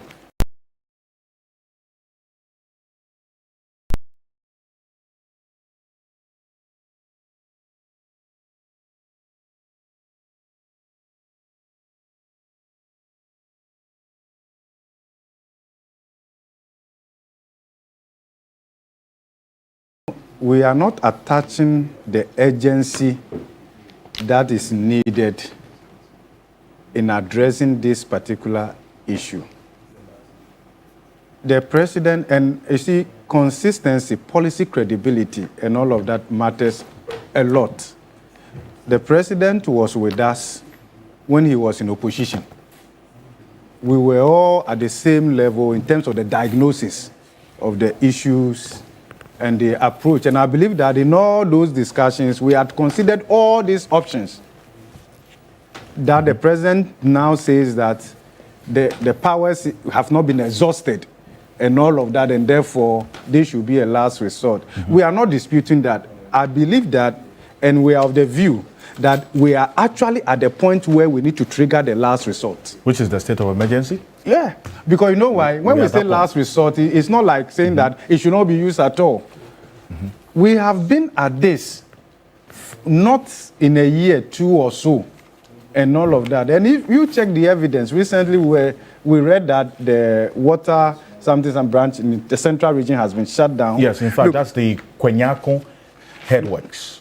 If you look at the information NADMO put out, I think about 2 weeks or so, the number of people who have died in Galamsey pit, in the central region, and the rest of them. Look, we are not, I'm getting a bit emotional about this because I don't know how to put it without coming across as being disrespectful. We were not brought up that way. But our leaders are pushing us to the point where we are unable to find words to express how we feel. We are not only talking about what we have seen and all of that. We are talking about things that we have also seen about the future of this country, and we should be concerned. Look, I'll talk about some study we participated in recently. There is this narrative, and it's a deception, that because of unemployment, sustaining livelihoods, that is why income level, that's why people are into this Galamsey. A lot of the people you see there, they are using them as face shield. This illegal mining has not really benefited the low-end people in those communities. In the first place, look, if you check the data, since we saw this escalation in illegal mining, between 2012 and to date, poverty reduction really has worsened. Check the data. So if we are saying that so many Ghanaians who are in these Galamsey is because of lack of employment, alternatives, and the rest of them, it's not impacting their lives. Those vulnerable poor Ghanaians are not the ones importing these excavators and the rest of them. Okay, this is a clear case of hijack. Some few people, greedy people who don't have this nation at their heart, politically connected, and all of that. If we are not careful, we will die in this. When some few people have benefited from this. Look at it this way. If you look at the numbers, between 2012, in fact, poverty reduction actually stopped somewhere 2012. If you look at it in terms of international poverty, it has worsened. In fact, we visited some of the mining communities just to also, there are some things you use to check whether there's transformation in people's lives and all of that. They have nothing to show for. People are wasting their lives. People are dying in those pits. People are taking too much risk. But if you look at the value chain, just some few people, I hope you understand that, mostly in the urban areas who are profiting from this. Yes, profiting from this. And is the reason, and they have, and you see the link with the political financing regime schemes and all of that, which more or less makes it difficult for people in power to take the right decision. I have heard, and I suspect, I could be wrong, Ghanaians should forgive me, there is this understanding somewhere within, I'm sure even within government, that if we declare state of emergency, if we aggressively fight this, it will cause structural break in gold production, and therefore the Cedi will depreciate, and then all of that. That's a lie. The president, during the encounter with the media, told us that we have not borrowed from the international capital market, but we have some level of stability with the currency. Who told us that without gold, we cannot have a currency? Who told us that? And who says that we cannot do responsible mining? We are not calling for a total ban, I hope you understand that, and all of that. We are calling for responsible mining. We should bear in mind, whatever legacy the president wants to leave, he should remember that his legacy will not be determined just within the 4 years. In the next 10, 15 years, everything will look infinitesimal. in the face of devastation that the environment is going to cause to all of us. We don't need a prophet to tell us we are heading dangerously. The data is very clear. We face existential threat.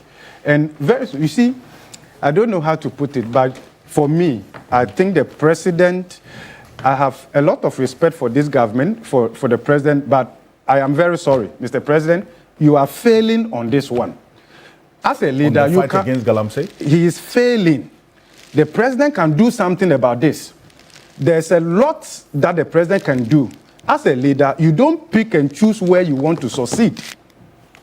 Well, but you heard him why he said he's reluctant. I disagree. In declaring the state of emergency. I disagree. I have the right to disagree. And I think that we are not attaching the level of urgency in fighting this simply because of personal interest, political interest, self-interest. This is greed. This is evil that will consume others and itself. How should we put this without coming across as being disrespectful? I am afraid the president is going the same way that the former president went and lost our respect. You mean Akufo-Addo? Yes. But he says that this is the optimal time for the president to take those decisive actions, because when the election is getting closer, the dynamics are different. You see how difficult it was last year with all the pressure and all of that. Do you know something? I'm saying this, I'm calling on TUC, I'm calling on all religious bodies, every serious-minded Ghanaian who cares about this country, okay, to rise up. When I say rise up, I don't know how to, I'm not looking at it in a certain revolutionary manner. Whatever, but please, this is the time to speak up. This is the time to save Ghana. If we want to, look, there's a proverb in the Bible. The Bible says that the fathers have eaten the sour grapes and the children's teeth have been set on edge. When God said that this proverb will not be repeated in Israel, we are fast repeating this proverb here. Anyone buying gold from Ghana, you are buying blood. This is blood gold. You are buying organs of innocent people. People are born without part of their organs. How many people should die? Where should we get to before we say that we should trigger the last resort? I'm afraid. I'm disappointed. Mr. President, I believe that you have a good heart. If you want to leave a legacy, your legacy should last in the next 10, 50, 60 years. That is why we still mention Dr. Kwame Nkrumah. I didn't live during his days. But when I read the literature and I see the infrastructure he did, I'm not sure some of the decisions he took in those days were popular among his colleagues. But he did so because he had the next generation in mind. This is, Mr. President, you are failing. Mr. President, please sit up. We don't want to lose our respect for you. We were not brought up to be disrespectful to elderly people. Let's not tempt ourselves to the point where we can't hold back or we can't, engage in meaningful conversations devoid of emotions. I don't know how to put this. I'm scared for Ghana. If anything will cause me to leave this country, it will be irresponsible mining. Galamsey. Well, Matibabu, you see, the president, in taking that position that he is reluctant to implement a state of emergency in Galamsey now, predicated his position on the fact that, one, we've not exhausted the powers we have without a state of emergency, and then also that implementing a state of emergency might sound nice, but it should be the last resort. So for now, he's exercising all the powers that he has, and if it becomes necessary for a state of emergency, then we'll look at it. Also, Professor Bob King says this is the time. It has become necessary. That last resort has to be resorted to right now. Is that the same path that you are on? Are we at that point? Okay, good. So, matters like this, let's go with as we are all advocating, the scientific approach. Coming in here, I came in with data that we had 9 forests under siege. We took them back, and then 2 fell back to the Galamseyers. Yes. And that, as of the time the president was giving his as of the time the president was in the encounter, efforts were being made to take back those 2, right? So I'm looking at the data. So that is what I have. If there is anything else we can add. So when I look at it from that perspective, then it appears to me, and also with the comments that Erastus Asaridonko, who is, admittedly a key watcher of the space, he came out with his verdict that the fight now is far better than the fight under Akufo-Addo's government. So for me, I kind of see it as, okay, work in progress. And so that's where Professor Bobkin's exhortation comes in, that the president should up the game. Yes, you know, what Professor Bobkin has done, of course, we all know, somebody has to cry out loud, even when the president is working hard. That's human nature. You would hardly get 100% everybody applauding the president. No. In the nature of, you remember earlier on, Eduji referred to the gadfly. So you go into philosophy, in every society, you always have a gadfly, right? That's a person who would say it raw as it is. Yes. So Professor Bobkin is doing it in that manner to urge President Mahama to up the game. So it's fine, it's within. It's okay. But going by the data that I'm using, that 9 forests gone, but retrieved, and then 2 fell and are being taken over. Did I even hear after the speech that about a day or so after that, yes, the military had ended up, or whoever. I don't have that update, but I will check. Okay, so viewers can bring us information. So if you look at it from that perspective, and also coupled with the fact that right now efforts are being made to repeal the law, the LI 2462, and also the fact that our beloved Etiwa Forest, for now, even though we haven't finished our court case, I see Awula Sewa here. She's one of the plaintiffs in the case, Arocha, and some CSOs, including Awula Sewa. Yes, though we've not finished. You see that our society collectively, we've decided that no, there will be no mine in Etiwa, right? So when I add all of this, then I'm like, okay, so the fight is on. This looks better. This definitely looks better. I'm not saying everything is rosy. No, it's not hunky-dory. Not hunky-dory at all. But definitely from the verdict that's been given, the fight is getting better. And so that's how Professor Bobkin's strong statement comes in. That look, in our society, you'll never get 100%. Okay? So get on with it. Maybe for the first time you want to try. So then get on with it. So by all means, let's keep speaking, but it appears on the ground that, at least from what I have seen, the fight is better. So the reference is made to the stance that the NDC took while in opposition about this state of emergency. Because at the time, if at the time that call was relevant, it was urgent. Yeah. A year ago. Good. A year on, why the reluctance? Oh, good question. So, now, Mr. Ocansey, you can check online. Check to see if at any point in time, I ever supported the call for a state of emergency. You won't find me. I'm not talking about you. Yeah, so I'm developing the point. Yeah. So the point was that even last year, when the statement the president made is a master stroke, that we've not exhausted the use of the laws that we have.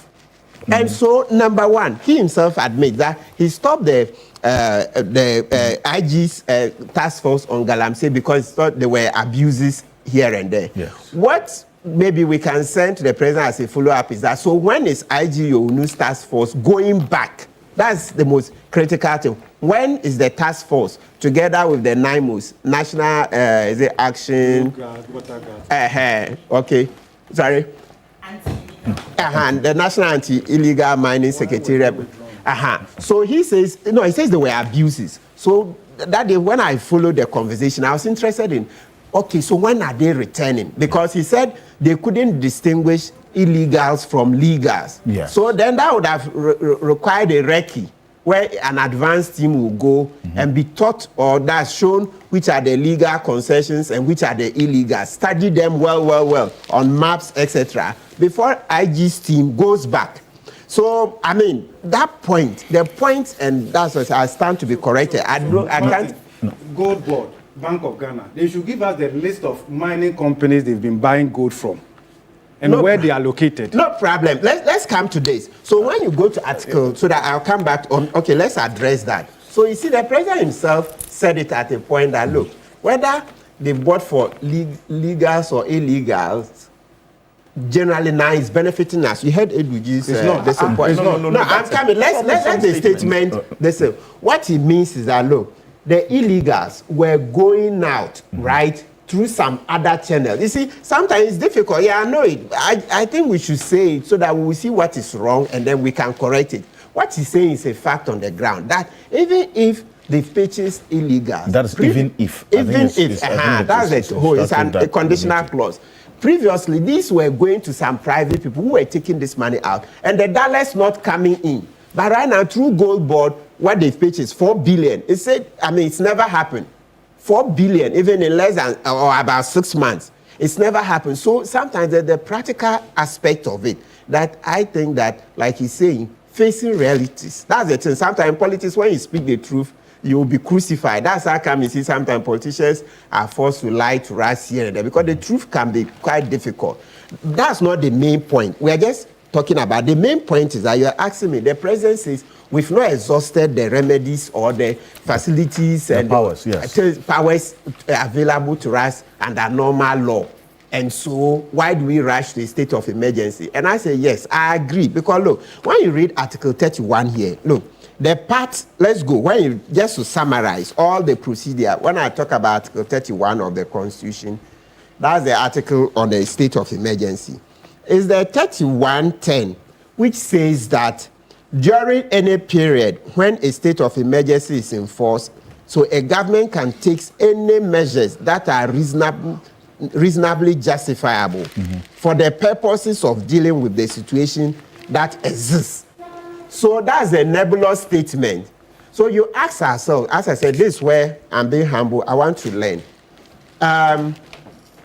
What we have now, IG's men who were withdrawn and whom we are asking the president to send back after the Nimos, that's the National Anti-Illegal Mining Secretariat, showing them the right places. Okay. Apart from these things, if we declare the state of emergency today, what else would we be doing? Are you going to declare a state of emergency on paper? Of course, as I said, we are leaving out the issue of Council of State, Parliament, and the rest. But I mean, if everything is done and the state of emergency is on paper, what else? So practically, you need the police to go and enforce. So how is that different from saying, okay, look, the police have been educated about the concessions, so let them go now. Okay. What is different? So state of emergency is not a magic wand by itself. It's a declaration. When you are done, you still need this police to go and enforce the law. So currently under the law, we can send police there, IG's men and the Nimos people can go and do the work. So as I say, I'm being humble. Maybe other lawyers. So you say, what will it add to the fight as it's going on currently? You know, there was this analogy. I think Professor John Paul also made that if you enter a room and the room is flooded with water, and the tap that has been opened, that is causing the room to be flooded, is still open, but yet you bring more men to continue fetching the water out, but not going to the source to close the tap. And stop the main source of the flow so that you would finish taking the water out. As against you allowing the water to continue flowing while you are also trying to fetch the water. That's a fruitless exercise. Perfect. So that comes to the point that you make. So that if there is a state of emergency, because he made that analysis predicated on his point that there should be a consideration of the state of emergency, that if there's a state of emergency, you will now halt the operation of the illegal miners. Then you will have the police go in, as you indicated, to enforce that. As against what the police task force is doing now, when they go in and they stop it at one point, when they move to the other, the Galamseyers go back and start again. So how do we stop this? Perfect. So that's the question I was saying. So how is that different? See, the analogy that was given is brilliant. By law, ADG will tell you we have a famous statement for that. Analogies can blur the argument. Okay. Analogies can blur the argument. Yes, he means stop the bleeding. How do we stop it? So what I mean is that currently, what stops us from sending back IGO news people to the Galamsey side? What stops us? So that is where I said that's what we should be asking Mr. President. That when are they returning with the requisite knowledge this time to be able to help them distinguish illegals from legals? So like I said, the state of emergency is not a magic wand. It's a declaration, it's a paper, right? I declare state of emergency, blah, blah, over this and this period. I don't want us to bog down with the procedure. We want to go to the substance. Somebody should tell me, when you finish declaring it on paper, isn't that the same police who will go there to police the sites and stop them? So, and currently, the law allows the police to go. Yeah. So what do we do? So you see, the truth of the matter is that's why I said I've never stated anywhere that I support state of emergency. That's at that time, you see, truth be told, it was politically sexy.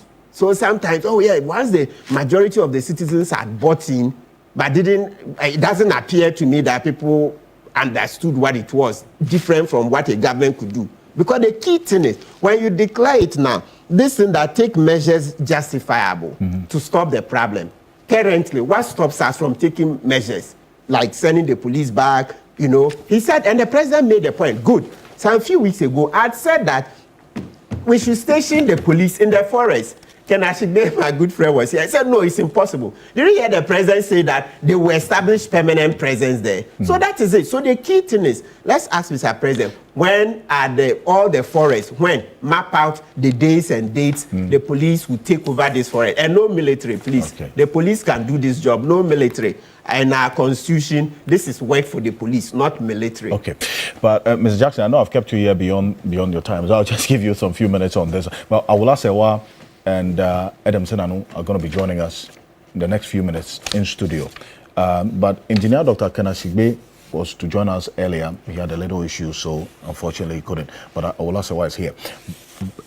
And his point of disagreement of your proposal, which the president now says is going to be done, he was talking about the numbers. Because if you're stationing policemen in the forest, right? We'll recruit more. There are millions of our citizens who are looking for jobs. All right. So, yes. Couldn't enter. Oh, we will do it. We'll do it with drones, etc. The president showed that they will be talking about artificial drones. Yes. Mr. Jackson. Drones. They will do it. Just have your take on this. Quick one.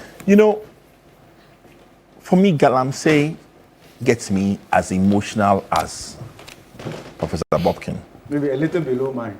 I don't think so. If you recall, when the young men and ladies of this country had their demonstration, I was right in the forefront with them. Yeah. I was right in the forefront, in the front of the demonstration with them. Yeah. But you see, the challenge I think we have here is this. When the ordinary citizen heard a state of emergency, they were not thinking about the legal bits of a state of emergency. What came to mind was a sense of urgency. And you see, what the problem now is that we're not transmitting the same sense of urgency that the phrase state of emergency exhibited.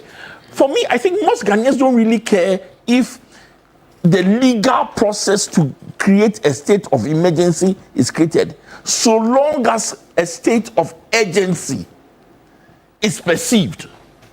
The second thing is that I'd like to paint for you a little scenario.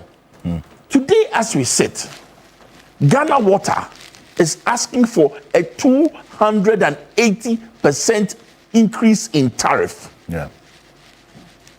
Because of Galamsey. That is the statement they put out. Well, there are other factors, but the most important. The key thing is Galamsey. Because we've had issues where the infrastructure in certain towns and cities have broken down. I live in Tema. Tema used to be the best place for utilities. Now, if you get 3 days water in a week in Tema, you are looking good. And this is in the rainy season. I dare to think of what will happen in the dry season. And you find similar experiences all over. That's for water. You see, one of the reasons why some of us get emotions are all these gains that we seem to have made in these 9 months can be frittered away because of Galamsey. Why? If the rest of the world decides that we are selling gold that is not sustainable, we could be blacklisted. And all the gain. Already there's something going on. A lot of the international community, we are not buying our gold. Almost 80% or so our gold is going to United Arab Emirates. Thank you. Listen. Gold board, which is supposed to be the game changer, the gold board effect could disappear simply because we have not tackled Galamsey, and we are now blacklisted as selling unsustainable gold. Prof used a phrase, blood gold. We could easily be labeled blood gold the same way. It will not be only gold. I'm Very coming. soon, certain food items we may not be able to export. Cocoa, you will not be able to export cocoa. If you can't export, because you see, the heavy metals are leaching into the water bodies. Ghana Water Company doesn't correct that. It can't correct that. Two, there are places in this country where when they are mixing fertilizer, they use sachet water because the water from the rivers will make the fertilizer bubble. The challenge is that the sense of urgency doesn't seem to come out. Yeah. And or what some of us feel is that the kingpins behind Galamsey are quietly and insidiously infiltrating into the leadership of the NDC and are subverting the vim with which they talked about when they were in opposition. Okay. And that is what is scary. Well, and let's you see, this matter, the politics of it brings a certain context, but the focus today is not on the politics of things. It's on the reality that we're faced with, that as we speak, and we're going to put it on the screen because right now we've got information that the Kwenyako headworks has been shut down by the Ghana Water Company Limited because of illegal mining. And Mr. Jackson, thank you so much for coming. I do appreciate this. We'll put that video on the screen right now. I will ask why is going to be joining us together with Adam Senano. What you're seeing there is the Kwenyako headworks. This Ayensu River that flows into Kwenyako has been polluted by activities of Galamsey operators. And just a little over a week ago, when the managing director of the Ghana Water Company Limited visited Kwenyako, he had indicated, that's Adam Otawakilo, indicated that if things don't change in the coming weeks, they will have to shut down the Kwenyako headworks. That has been done. Just 3 days ago, we received that information because they are now, instead of getting water, they are having to treat mud going through their treatment plant. Before this challenge, the headwork produced and supplied over 25,000 cubic meters of water per day. Production has been halted currently. Divers who were hired to assess the situation of the pumps underwater have recommended that the pumps be desilted. Their assessment also recommends dredging of the river. That is what's happening in this Kwenyako headworks. And that's the water they've been treating. That's how it looks at the moment. This certainly is not looking good. It's one that urgent action needs to be taken. And as we speak, Kwesi Chikrom residents are also having to share a stream of water with animals. This is in the Aguna East district of the Central Region as well.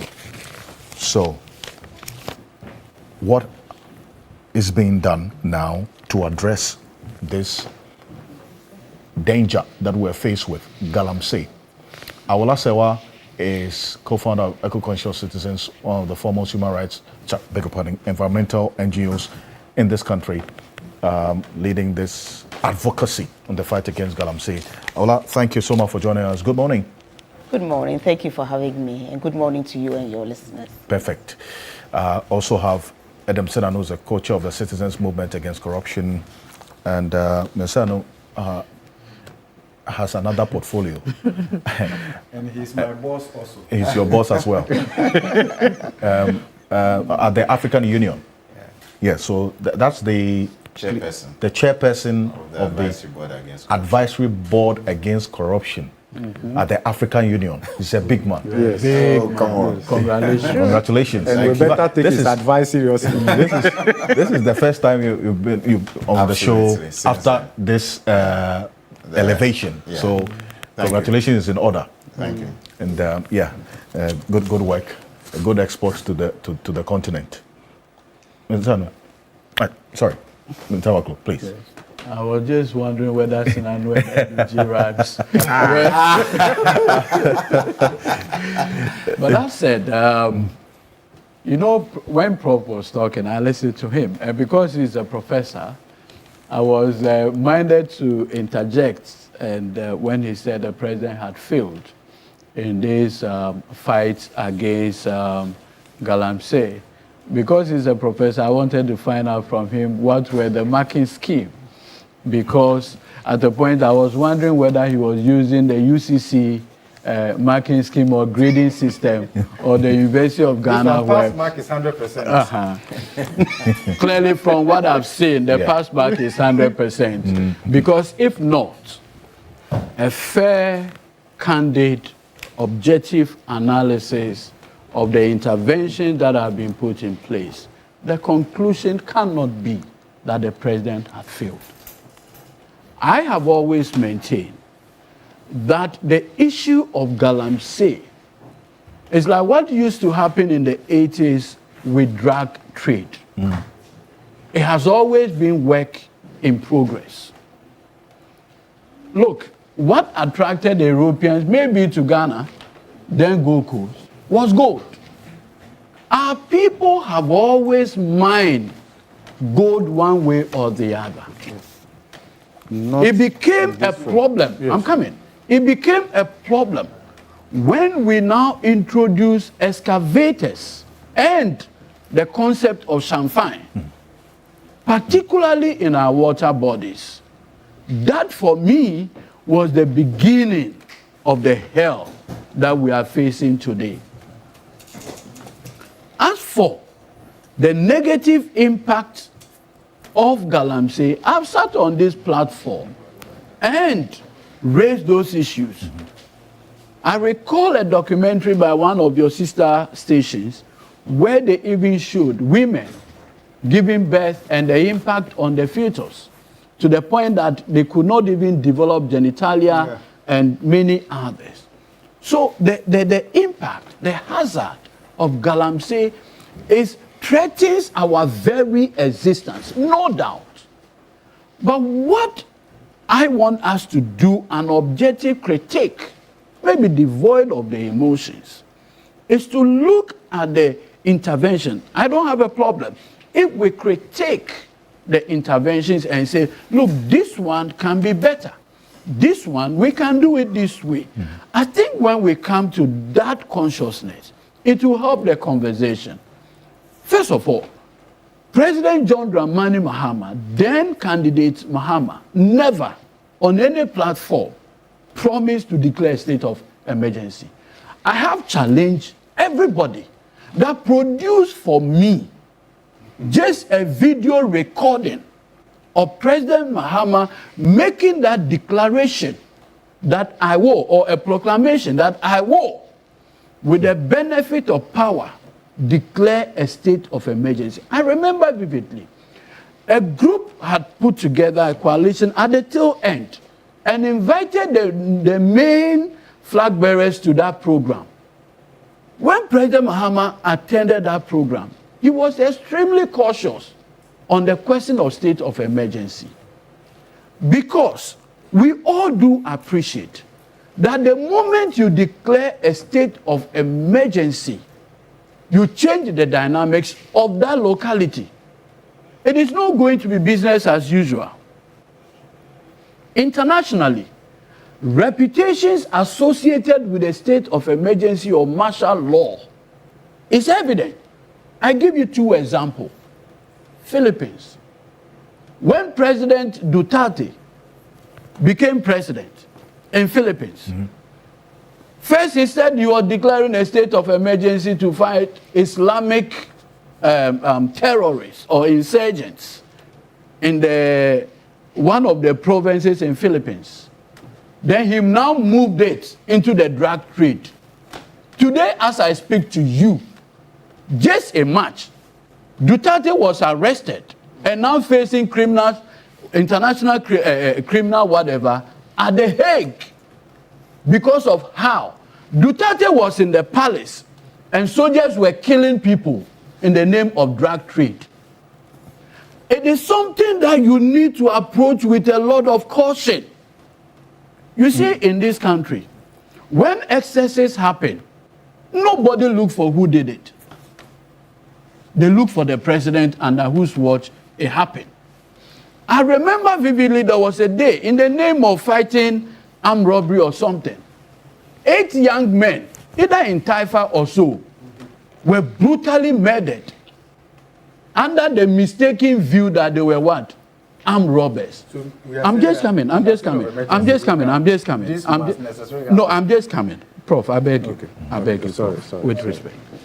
The point I am making is that there's demonstrable evidence that whenever there is a state of emergency declared, the evidence globally has always shown excesses, be it in South Korea. When President Park declared the martial law in South Korea, the end result was international reputational damage. Because soldiers will go and do things, and then there will be a problem. And you see, I've always maintained, especially with the deployment of soldiers, there is a scar in the mind and heart of soldiers today. And you know that scar? What's the scar you're talking about? The brutal murder of, is it Captain or Major Muhammad? Major Maxwell. He's now Major Maxwell Muhammad. Promoted posthumously. And from that time, soldiers have always been on the watch out to deal with people relative to these Galamsey matters.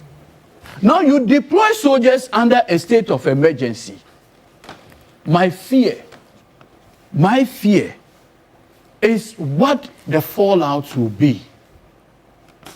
And if you listen to President Muhammad carefully, he never said, I have ruled out the issue of the state of emergency.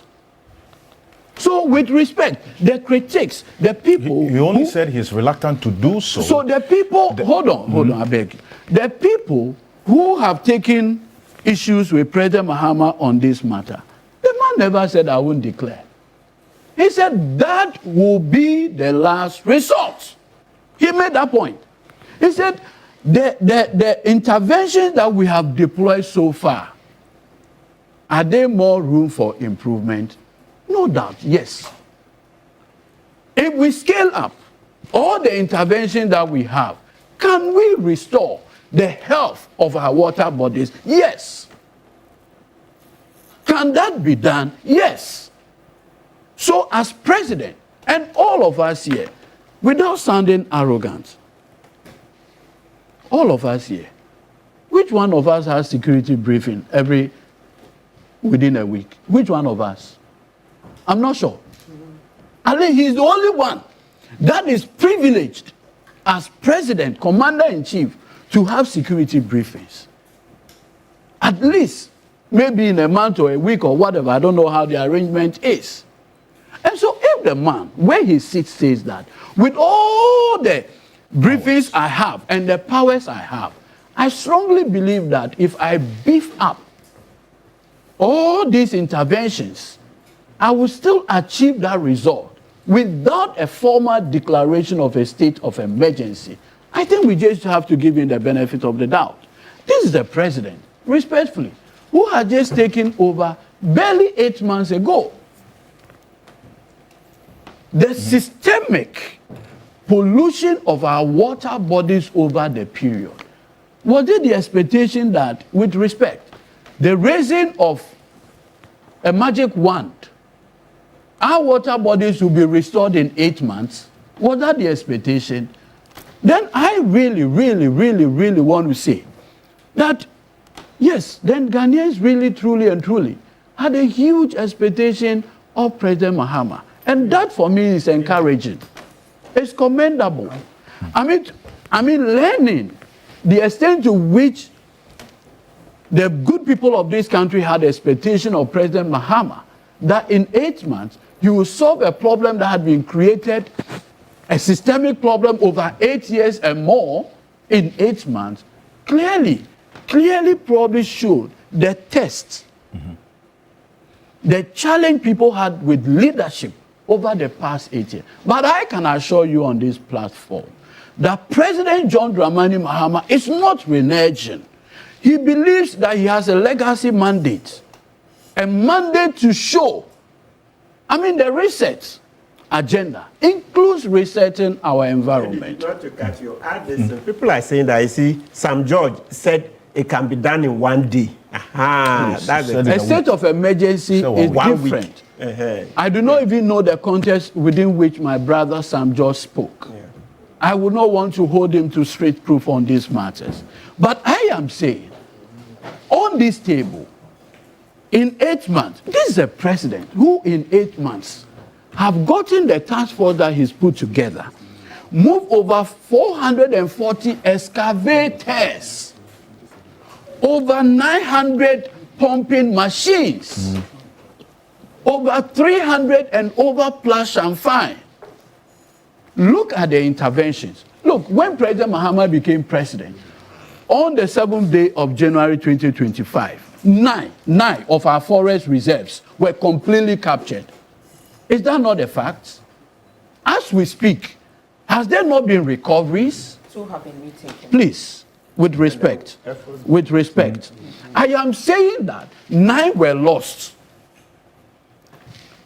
All of them taken, 2, you say like 2 were retaken. As I speak, Jimara or something has been repossessed.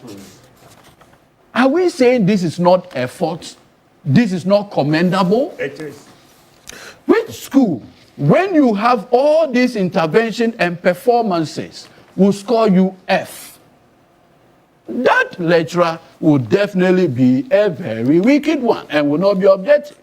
So the point I am making is that on this platform, there is demonstrable work done under President Mahama's leadership. I strongly believe that more is required. I agree. To whom much is given, much is expected. A president who comes with over 57% victory at the poll, much will definitely be expected. And President Mahama is not oblivious of that. He has never taken this mandate for granted. He has always said, with great pride, that, look, what Ghanaians did for him on December 7, 2024, is a record one. And he's eternally grateful for that kind of mandate from the good people of this country. But I can assure all of us seated on this platform that President Mahama is not going to renege on this. He will fight it to the very last end. But what he's mindful of the associated risk with a declaration of a state of emergency. Because globally, there is evidence that any time a state of emergency is declared, the unintended consequences has always been problematic. Okay. And often controlling the narrative becomes a huge problem.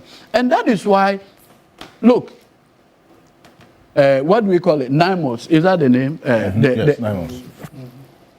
Have they stopped work? No. As I speak to you, they are on the Ankobra River. They are on the Bonsu River. Have they stopped work? No.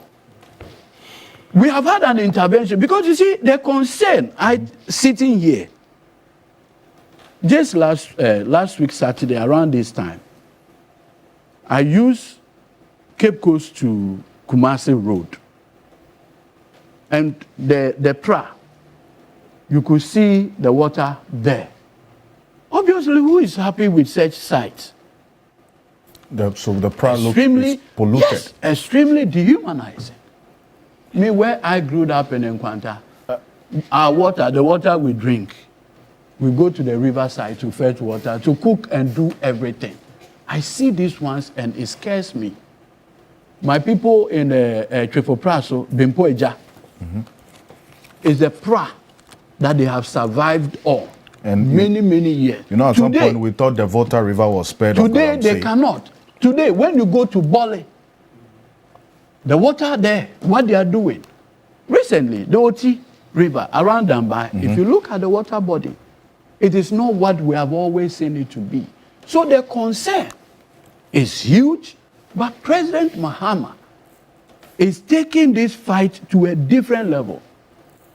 Do you know the internal revolt?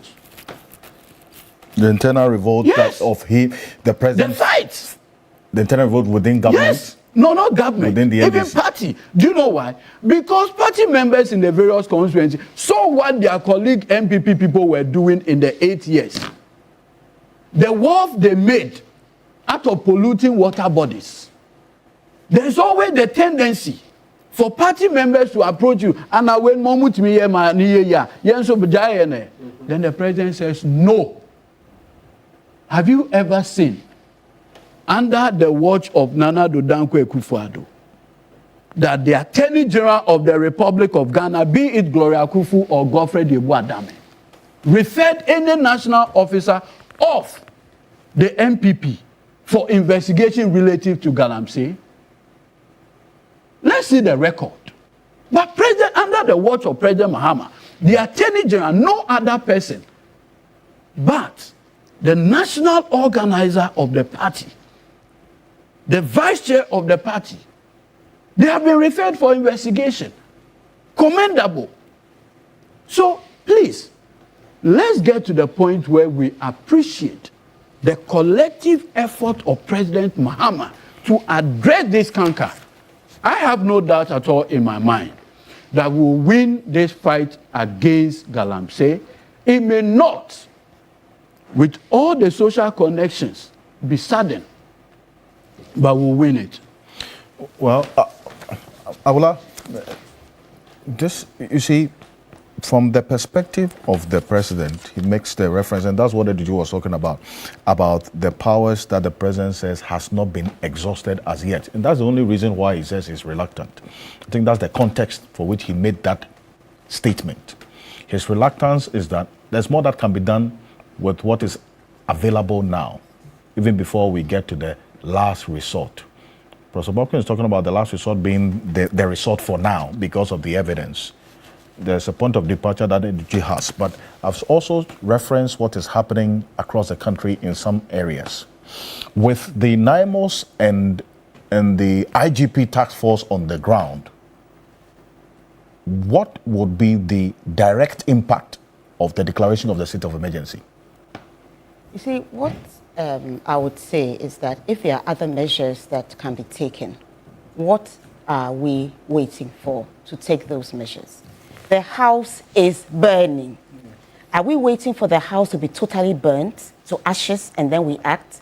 You see, if you use that analogy, we'll begin to understand what is going on. What are we waiting for? We know about the premature deaths. We know about babies being born deformed. We know about the rise in kidney disease. Konfanoche Teaching Hospital has told us that cases have gone up 4 times. We are aware of that. We know that about 60, if not % of our water bodies have been poisoned. Water is life. We will not die if we don't have gold, but we will die without water. It has affected the food chain. The water we have in front of us, the fact that it's clear doesn't mean it's safe. We know that maybe the reverse osmosis process, if that has been done. So we face an existential threat. If there are any measures you can take that you haven't taken, the question is that what are we waiting for to take them? And then I was a little concerned about saying that the IGP's task force did not know the difference between illegal miners and small-scale mining. Yes. To the best of my knowledge, whether you have a license or not, you cannot be on our water bodies. So once you are there, you are illegal, whether or not you have a piece of paper. I have a driving license. Does that mean that I can drive on the pavement? I can drive whilst drunk? Having a license doesn't mean, and Professor Frimpong Boateng made it very clear that even when you have a license, if you go outside the parameters of your license, you are what? You're engaged in illegal mining. So I don't think that, I find it difficult to understand that if the illegal miners, or what I call them environmental terrorists, were found in forest reserves, whether they have a piece of paper or not, they are engaged in illegal mining, because you are not, as small-scale miners, supposed to be in our forest reserves. So I'm finding it difficult to understand what is going on. But all I'll say is that there is urgency, and I think our brother was talking about the sense of urgency. Ghanaians voted not necessarily for the NDC. They voted against the past administration because the perception was that nothing was being done. The presidency was put on the line and nothing was being done. Things were getting from bad to worse. And therefore, Ghanaians said, we look at the images you have shown. We don't want to continue being poisoned. So please, if you are not able to do it, let's give way. And then the NDC stalwarts were lining up to say, declare a state of emergency, declare a state of emergency. Now we suddenly find out that it's not as simple as that. You also said you would repeal LI 2462. And then you came to power, gave us all sorts of excuses why it couldn't be done. And then we said we were doing it, and we found out that what was being done was what? An amendment. And Ghanaians felt that that was a little disingenuous because you promised revocation. Now we are told... Exactly. Now we are told it's going to be revoked. And I would say that when it's been laid before Parliament, when it has actually been revoked, then we know that is the case. That was a low-hanging fruit. It could have been done to make Ghanaians understand that something serious is going on. We also want EI 144, which allows for the disclassification of Achimota Forest to be repealed, because the lungs of Accra, the last remaining lungs in Accra, is Achimota Forest. Why would you declassify parts of it? So what I would say is that Ghanaians appreciate that there's urgency. We are being poisoned. We are being poisoned. We're not waiting for every Ghanaian to be dropping dead from kidney disease before we apply other methods. So yes, if you don't want to call it state of emergency, there are things you can do. We expected that simultaneously in our water bodies. I don't know the strength of our Navy. I don't know the strength of our Army. But you are the commander-in-chief, you know the strength. We want to see urgent action being taken. Simultaneously, you're on the water bodies, you're on the forest reserves, you're on the farmland. Then Ghanaians know something is going on. So if the law as it is allows you to do so, what on earth is stopping you from doing so? That is the question that Ghanaians are asking. That there appears to be no sense of urgency. Today we've gone here, seized 2 excavators. Yes. Tomorrow we've gone here. Importing more excavators. And then you see what I find very disingenuous was that we know that there's not been a great build. What are excavators used for? To excavate. How many building projects are going on that so many excavators are coming to the country? We know they're finding their way to our forest reserve. So we said ban outright the importation of excavators for a period. You said you're going to issue licenses. We all know what it is like. We cannot enforce anything. So why don't you just pause the bringing in of excavator, just like small-scale mining? People say pause it. There are so many of them, you're unable to monitor. I'll give you the case of Atronsu. They had a beautiful environment. They have the beautiful Atronsu stream, which they were boasting was better than Voltic or any water. Then you wanted to bring in, illegal mining. But yes, Brother Mahama did say that small-scale community mining and illegal mining was virtually the same thing. Now it's being replaced with cooperative mining. But what it says is that you are bringing community mining. We went to court to stop it. And then later on, illegal miners came in. Their Atronsu stream was being polluted. We contacted the EPA. They asked if they had an EPA license. I don't work at the EPA, but I don't think they had one. To the best of my knowledge, the EPA never was able to go to Atronsu, to the best of my knowledge, to find out what was going on. So the place kept on being polluted until 2 excavators were burned. And then very quickly, the police managed to arrest the activists.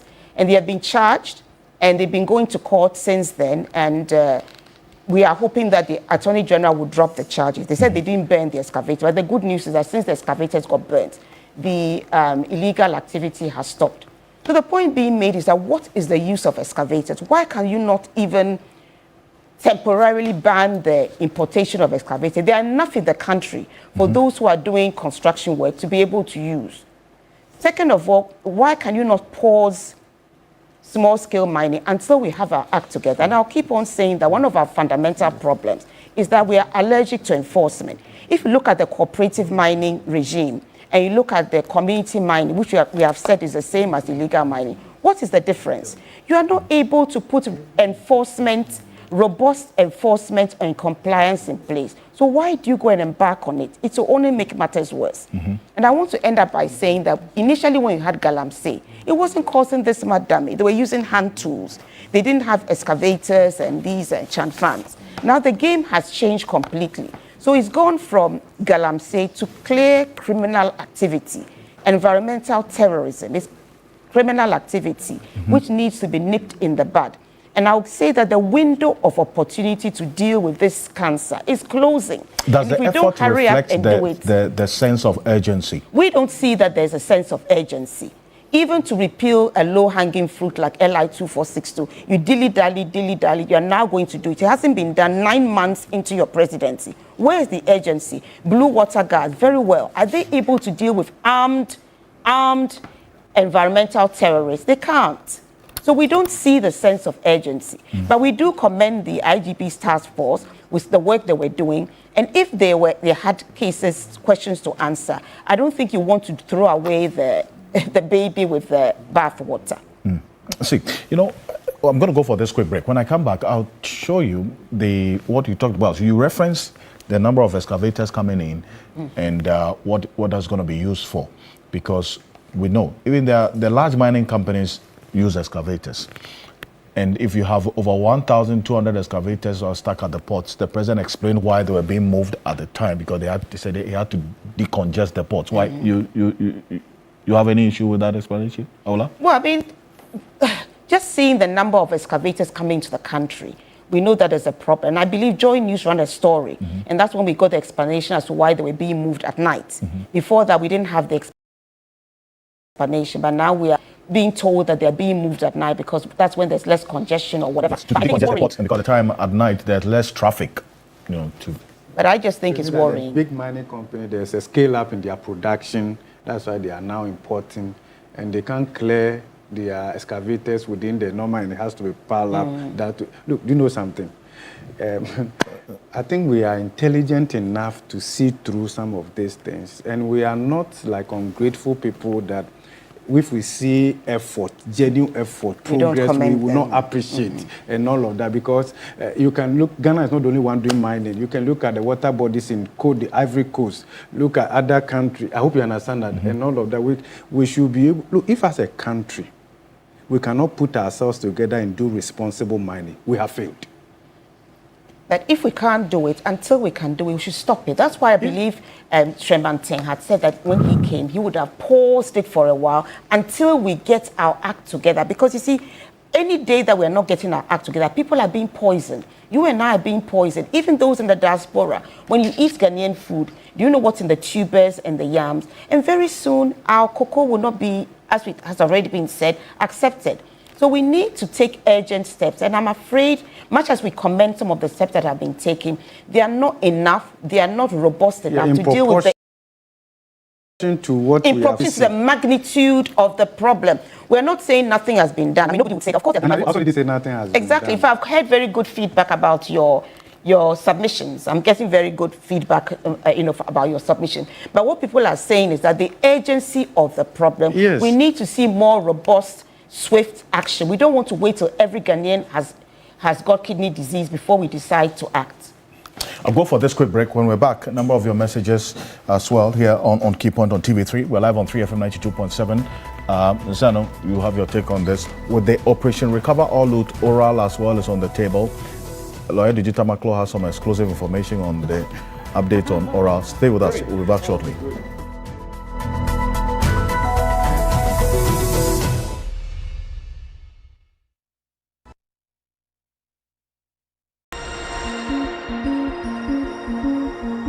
When we come together, generations connect through love and legacy. In the present stillness, we see echoes of the past and enduring strength, founded on Gassem's unwavering commitment. From generation to generation, Gassem has been a cornerstone in shaping our nation's future.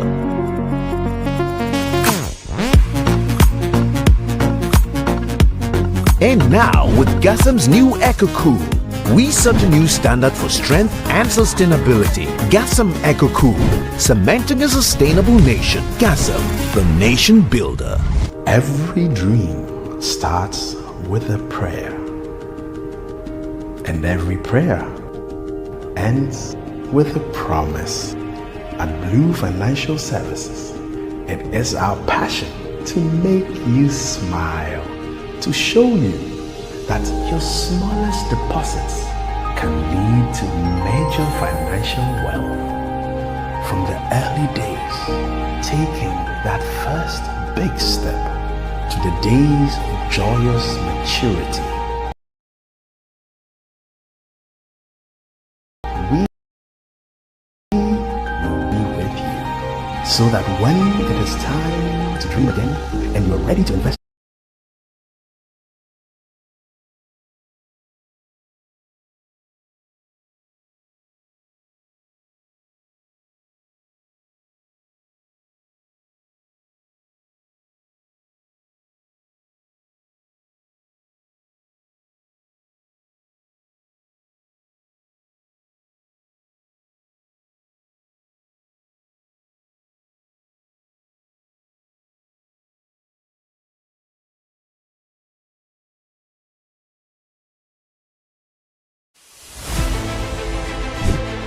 Reporting from the Takoradi Market Circle, from the heart of the Upper West Regional Capital, from the heart of the Ashanti Kingdom, reporting from Sunyani, from the Central Business District of Navrongo.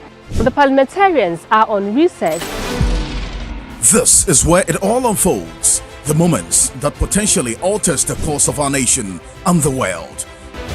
These are the individuals we recognize, the voices we amplify, who appears on screen and who contributes behind the scenes.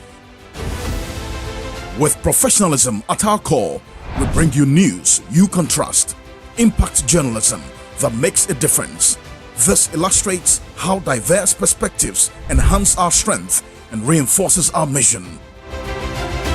This is 3 News, leaders in breaking news, exclusive interviews, facts and analysis on TV, radio, online and digital. 3 News, first in news.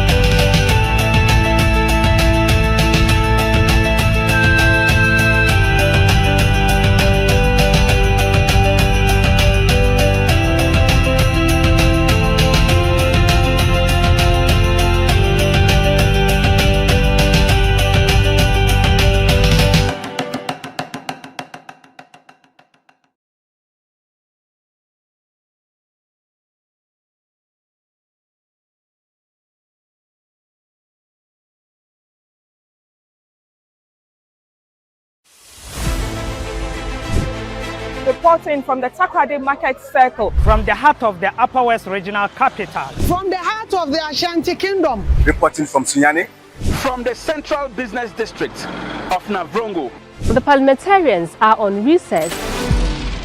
This is where it all unfolds, the moments that potentially alters the course of our nation and the world.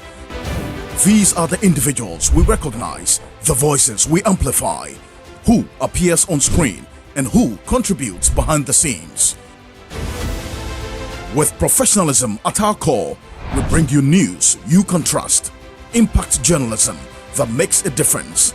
This illustrates how diverse perspectives enhance our strength and reinforces our mission.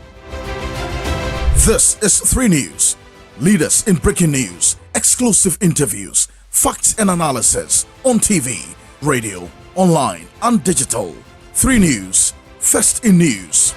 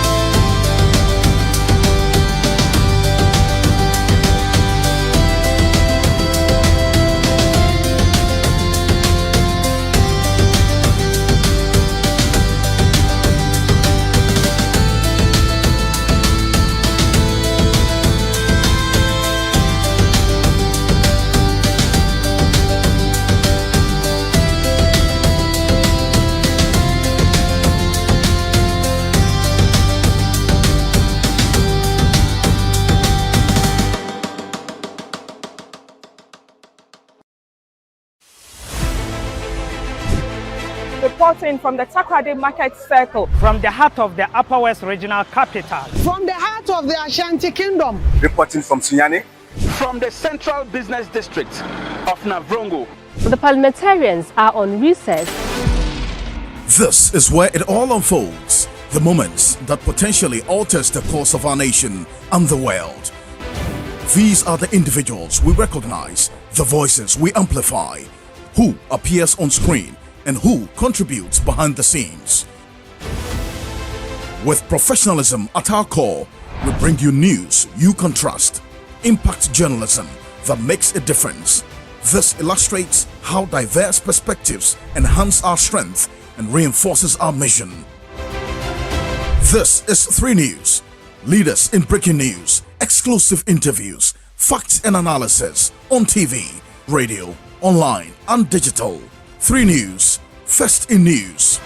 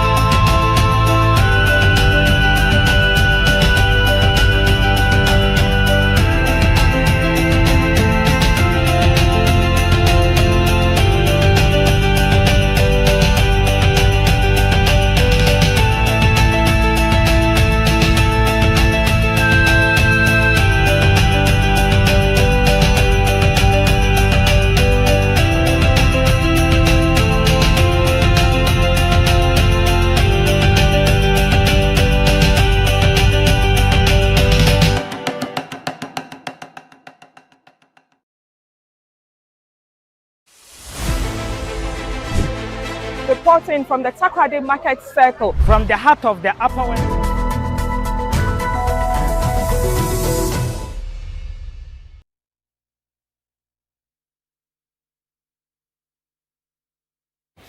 Welcome back. This is Keep on TV3. We're live on 3FM 92.7. Quite a number of your messages on Galamsey. We'll get into it. But Awula, you referenced, and Professor Bokinat has to leave us, but Awula, you referenced the excavators invasion, essentially. And the transport minister did acknowledge what is happening. In fact, 2 months ago, he gave us this information about over 1,200 excavators that were stuck at the ports at the time, and some clearance that was being done.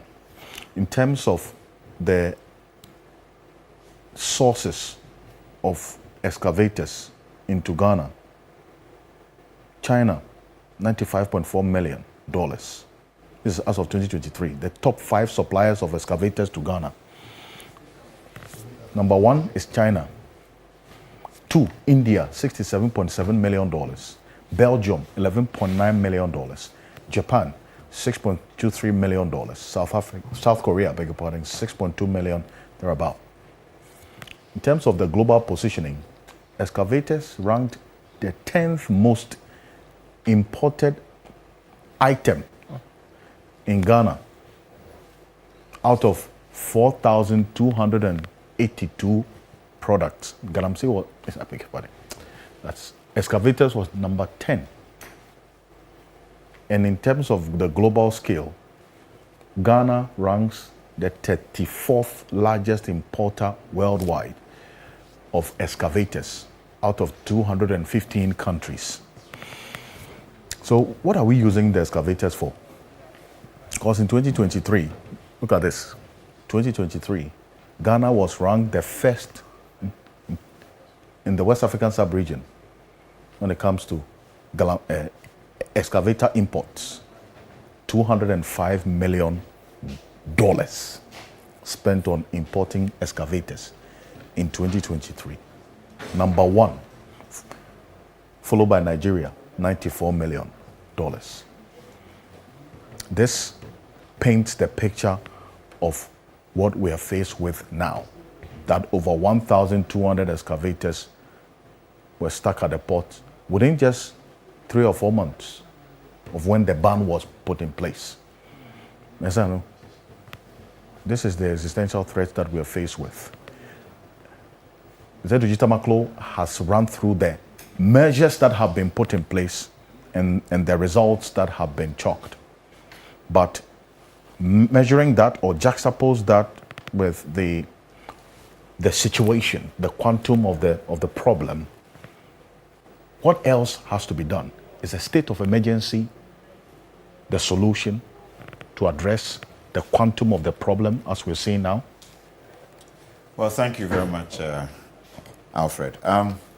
First of all, let me commend the government and the president for the efforts being put in. I mean, when you say that we had 9 forests lost and we've been able to reclaim 2 of them, I think that's an important fact that must be put. No, reclaim all. 2 taken back, but 1 restored. Yes. Okay, So, like 9. almost 8 taken out of the 9.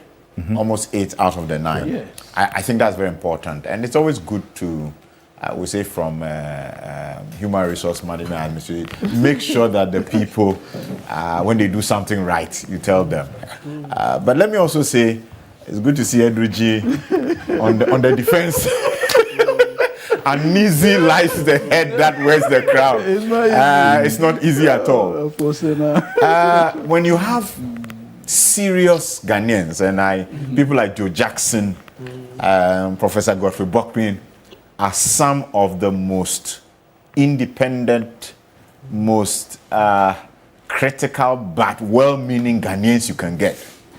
When they all begin to say that there is something amiss, I think it just tells all of us that we need to up our game. And we take that feedback. And I love that. I was just going to say, with a science background, I'm going to raise the science issues because I think that what is happening is, what are the indicators we are using?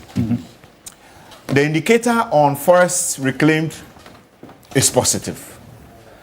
How about the indicators relating to turbidity, level of mercury in the water, kidney failure, number of persons with organs that are deficient or not well formed, and so on and so forth? So perhaps what we need is a set of indicators that we all agree we will be tracking over the period.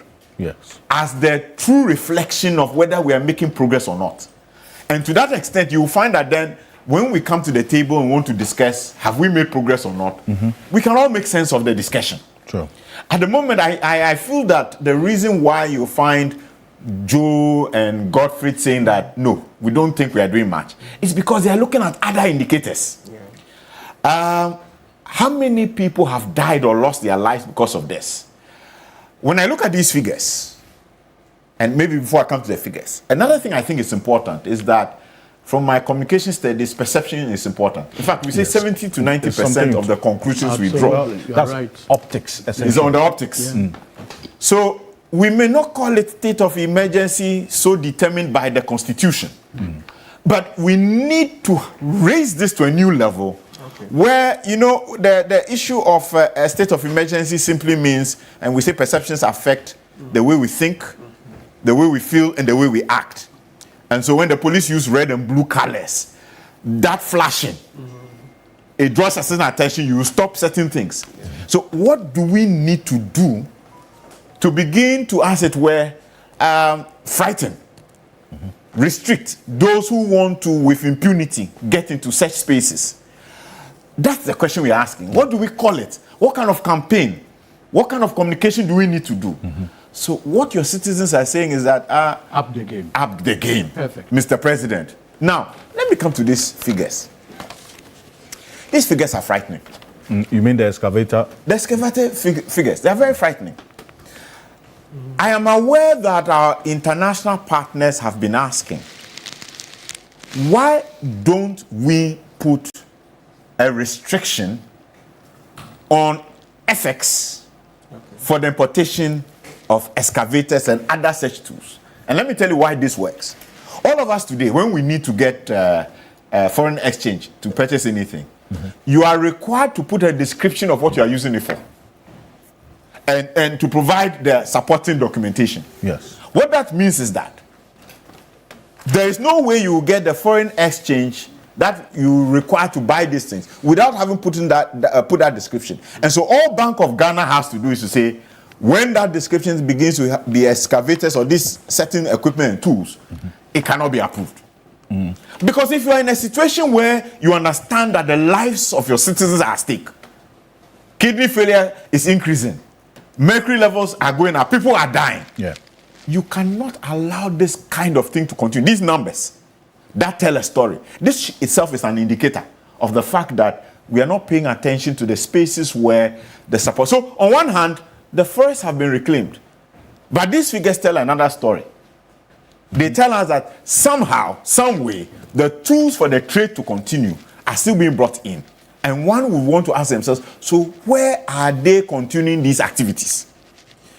So in my view, altogether, the impression is that there's so much more we need to do to clamp down on these activities and to retrieve the space. And in my mind, people like Sewa need to be asked, what are the indicators that if the president were reporting on, we will all now be comfortable?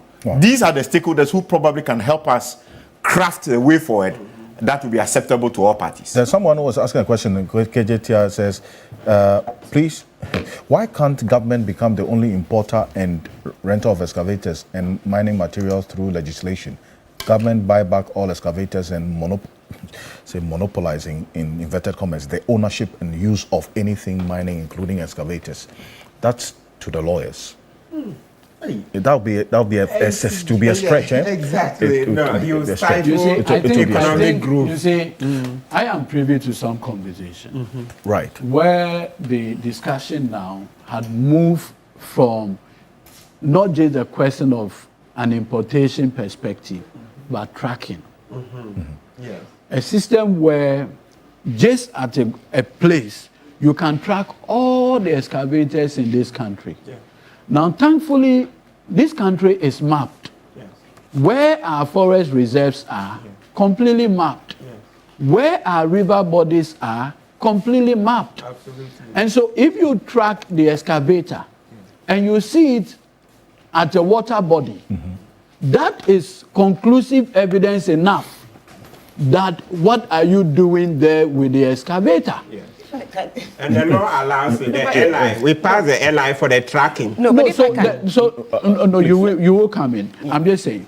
And so if the thing can be tracked, we can't see where this thing are. Look, over the week, right, there was this story about midnight evacuation movement. Yes. I mean, the impression was even created as though these excavators were being moved in the night to mining sites.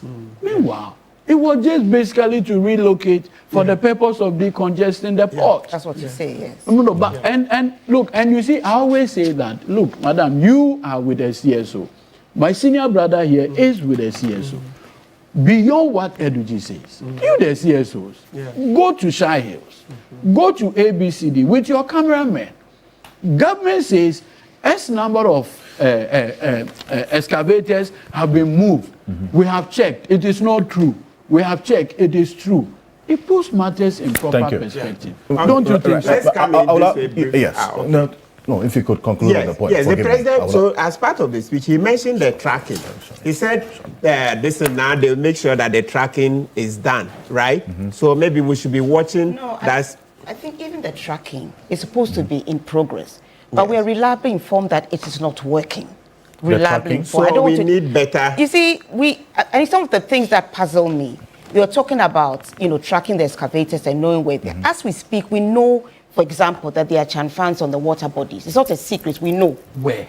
Oh, come on. But let's add this. Because I know. Okay, if you want to know. No. You have somebody. No, hold on, madam. I appreciate the intervention. All I'm saying is that, you see, this fight, at the barest minimum, should be a collective one. It is one. Yes. And you are giving the information. And I am saying that, you see, so, for instance, the likes of Keneboa and Co., who are manning this Nimos group and others, they have a hotspot, numbering and others.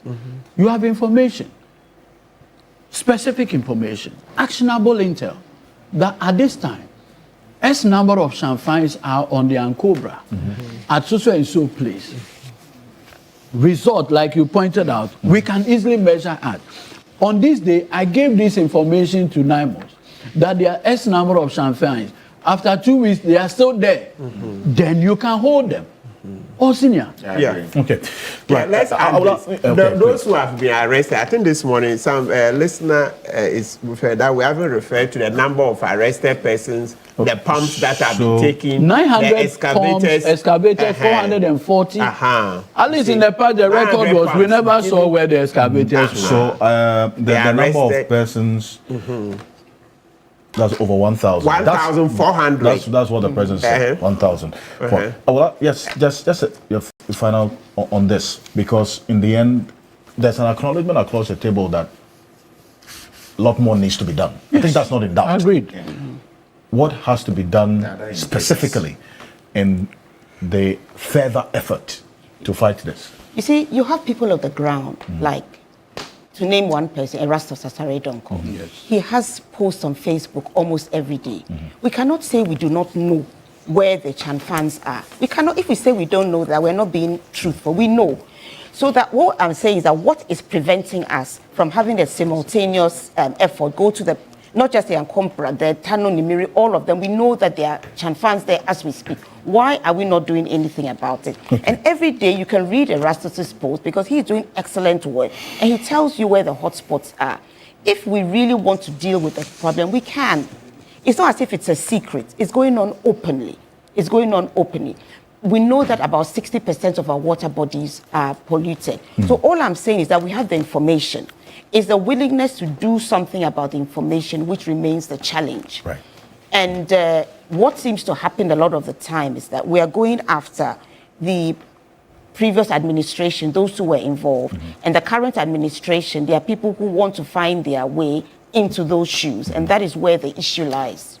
I appreciate you for this, and that leads us into the oral cases, because Galamsey is also part of oral, because that was one of the issues you got reports on, oral preparatory team. The president gave an update on the oral cases, and then also the question I asked about the comment by the general secretary of the party, Fifi Fiavikwete, that some NDC lawyers are cutting deals with people standing trial for acts of corruption. Take a look at this. For missing one of the questions, and that is the accusation that there's interference in terms of the oral investigations. I would have very conveniently said the General Secretary himself is here, and so I'll call him to present his evidence to the public. But I can assure you that there's no way anybody can interfere. I cannot be in people's mind to stop them from attempting to interfere, but I am responsible for making sure that that interference comes to naught. And so I closely monitor. I hold regular meetings with the Attorney General. He briefs me on the status of investigations. And so I'm confident that, the cases will go ahead based on their merits and that nobody would have the opportunity to interfere. If anybody goes lobbying people or paying people to interfere, they probably are just throwing away their resources. All cases will be investigated and come to their logical end. If people are exonerated in the courts, that's what justice is all about. We will do our part, and we're being painstaking in preparing the dockets, and that's why people are complaining that it's a bit slow. But you don't want to hurriedly take a docket to courts and have it thrown out on technicality, and that's why you need to make sure that by the time a docket is prepared and prosecution starts, you have a watertight case that will ensure that you get a conviction. And so that's the process that we're going through. So that's the president. The assurance is that there can be no interference in oral investigation. So where did the General Secretary get this information from? Because at that gathering you were there, no? So thankfully, last week, lawyers associated with the NDC did our 5th conference in Kumasi, and consistent, we invited the National Chairman, General Secretary, the Chief of Staff, among others. Well-attended program. The General Secretary had the opportunity to share some words with us. I think that listening to the totality of the speech, I rather saw some kind of caution to all of us relative to the oral issues. I remember vividly he saying that in 1979, obviously I wasn't born, and those who witnessed the event in those days, the conversation around then was, let the blood flow. And said he would liken let the blood flow then to the issues of oral today. But he cited one example and said after everything, you remember the generals that were executed, and singled out the case of Efrifa and said many years after the execution of Efrifa, Chairman Rawlings himself admitted that with the benefit of hindsight, Efrifa ought not to be executed. And stated that it was a senior military officer who advised that Efrifa be included.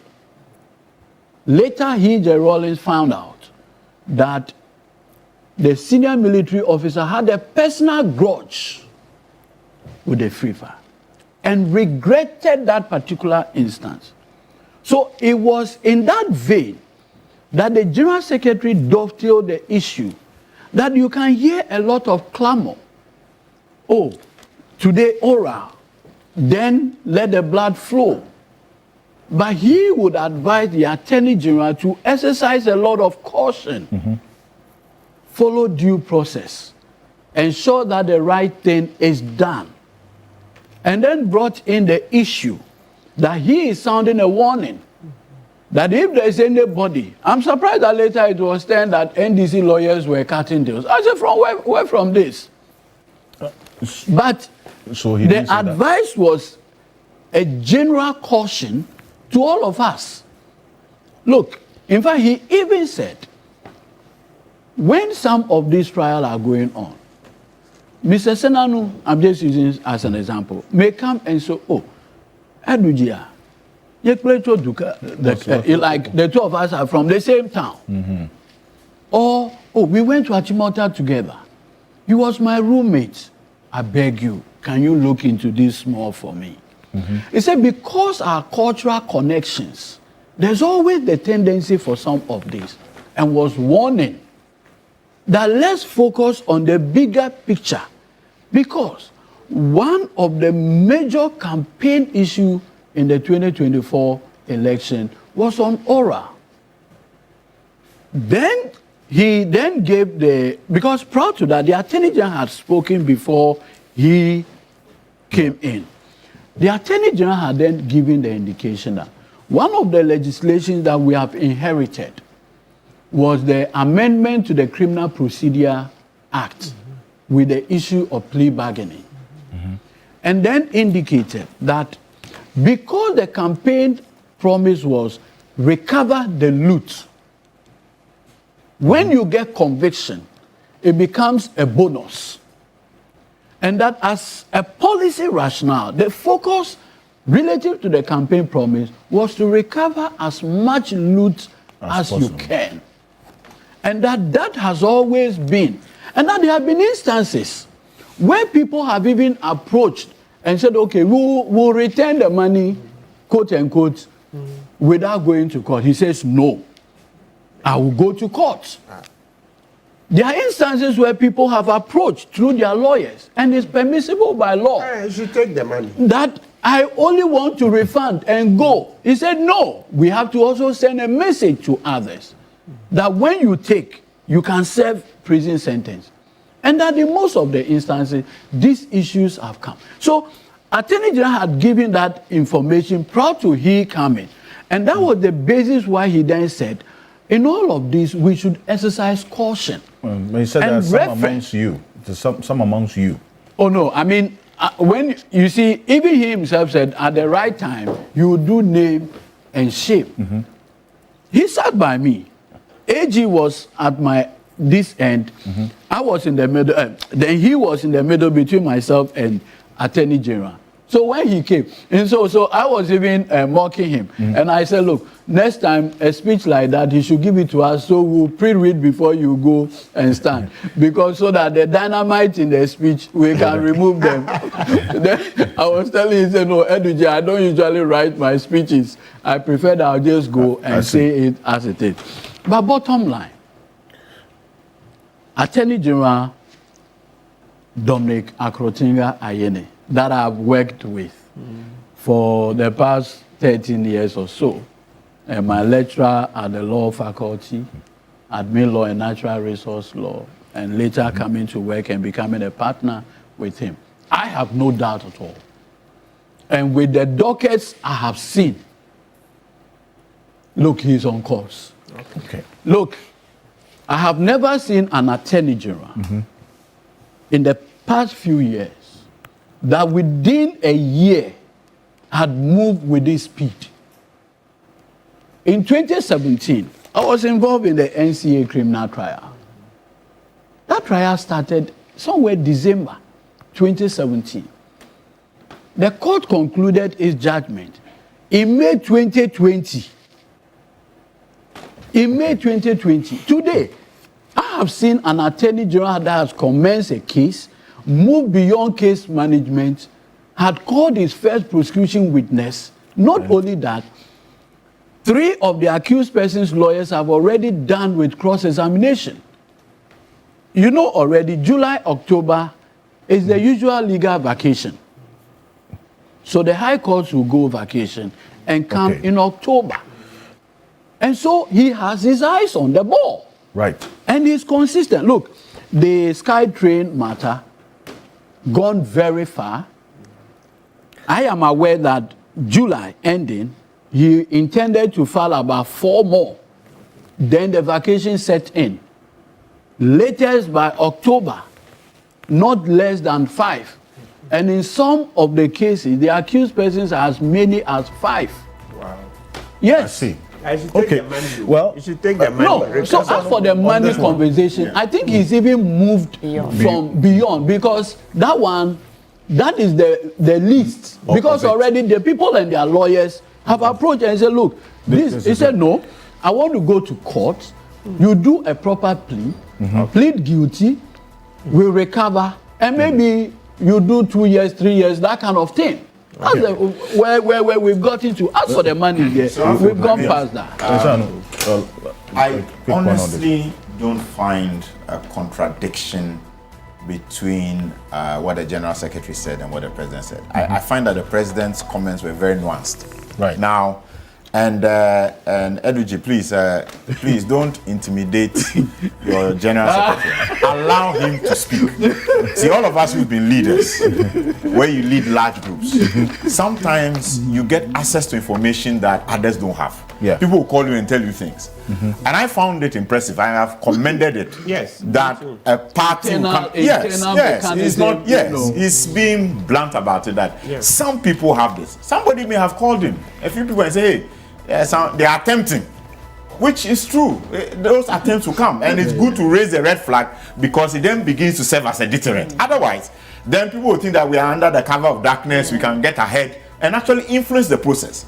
So I don't see it as contradictory. I see it as complementary. Indeed, unless, of course, Dr. Ine is going to be the one prosecuting everything by himself, I would say that the President needs to be even cautious, because you never know what happens at the operational level. Right. The lawyers, one day maybe Dr. Dominic Ine is not well and somebody else is the one who is handling the case, and then somebody influences him, gives some money here and there. Absolutely. And then before you know it, what we said could not happen has happened. So these things we know. That's what happened in the podcast space. Thank you very much. Thank you very much. Really appreciate it. I like, in fact, thank you. From my thank you. Yes.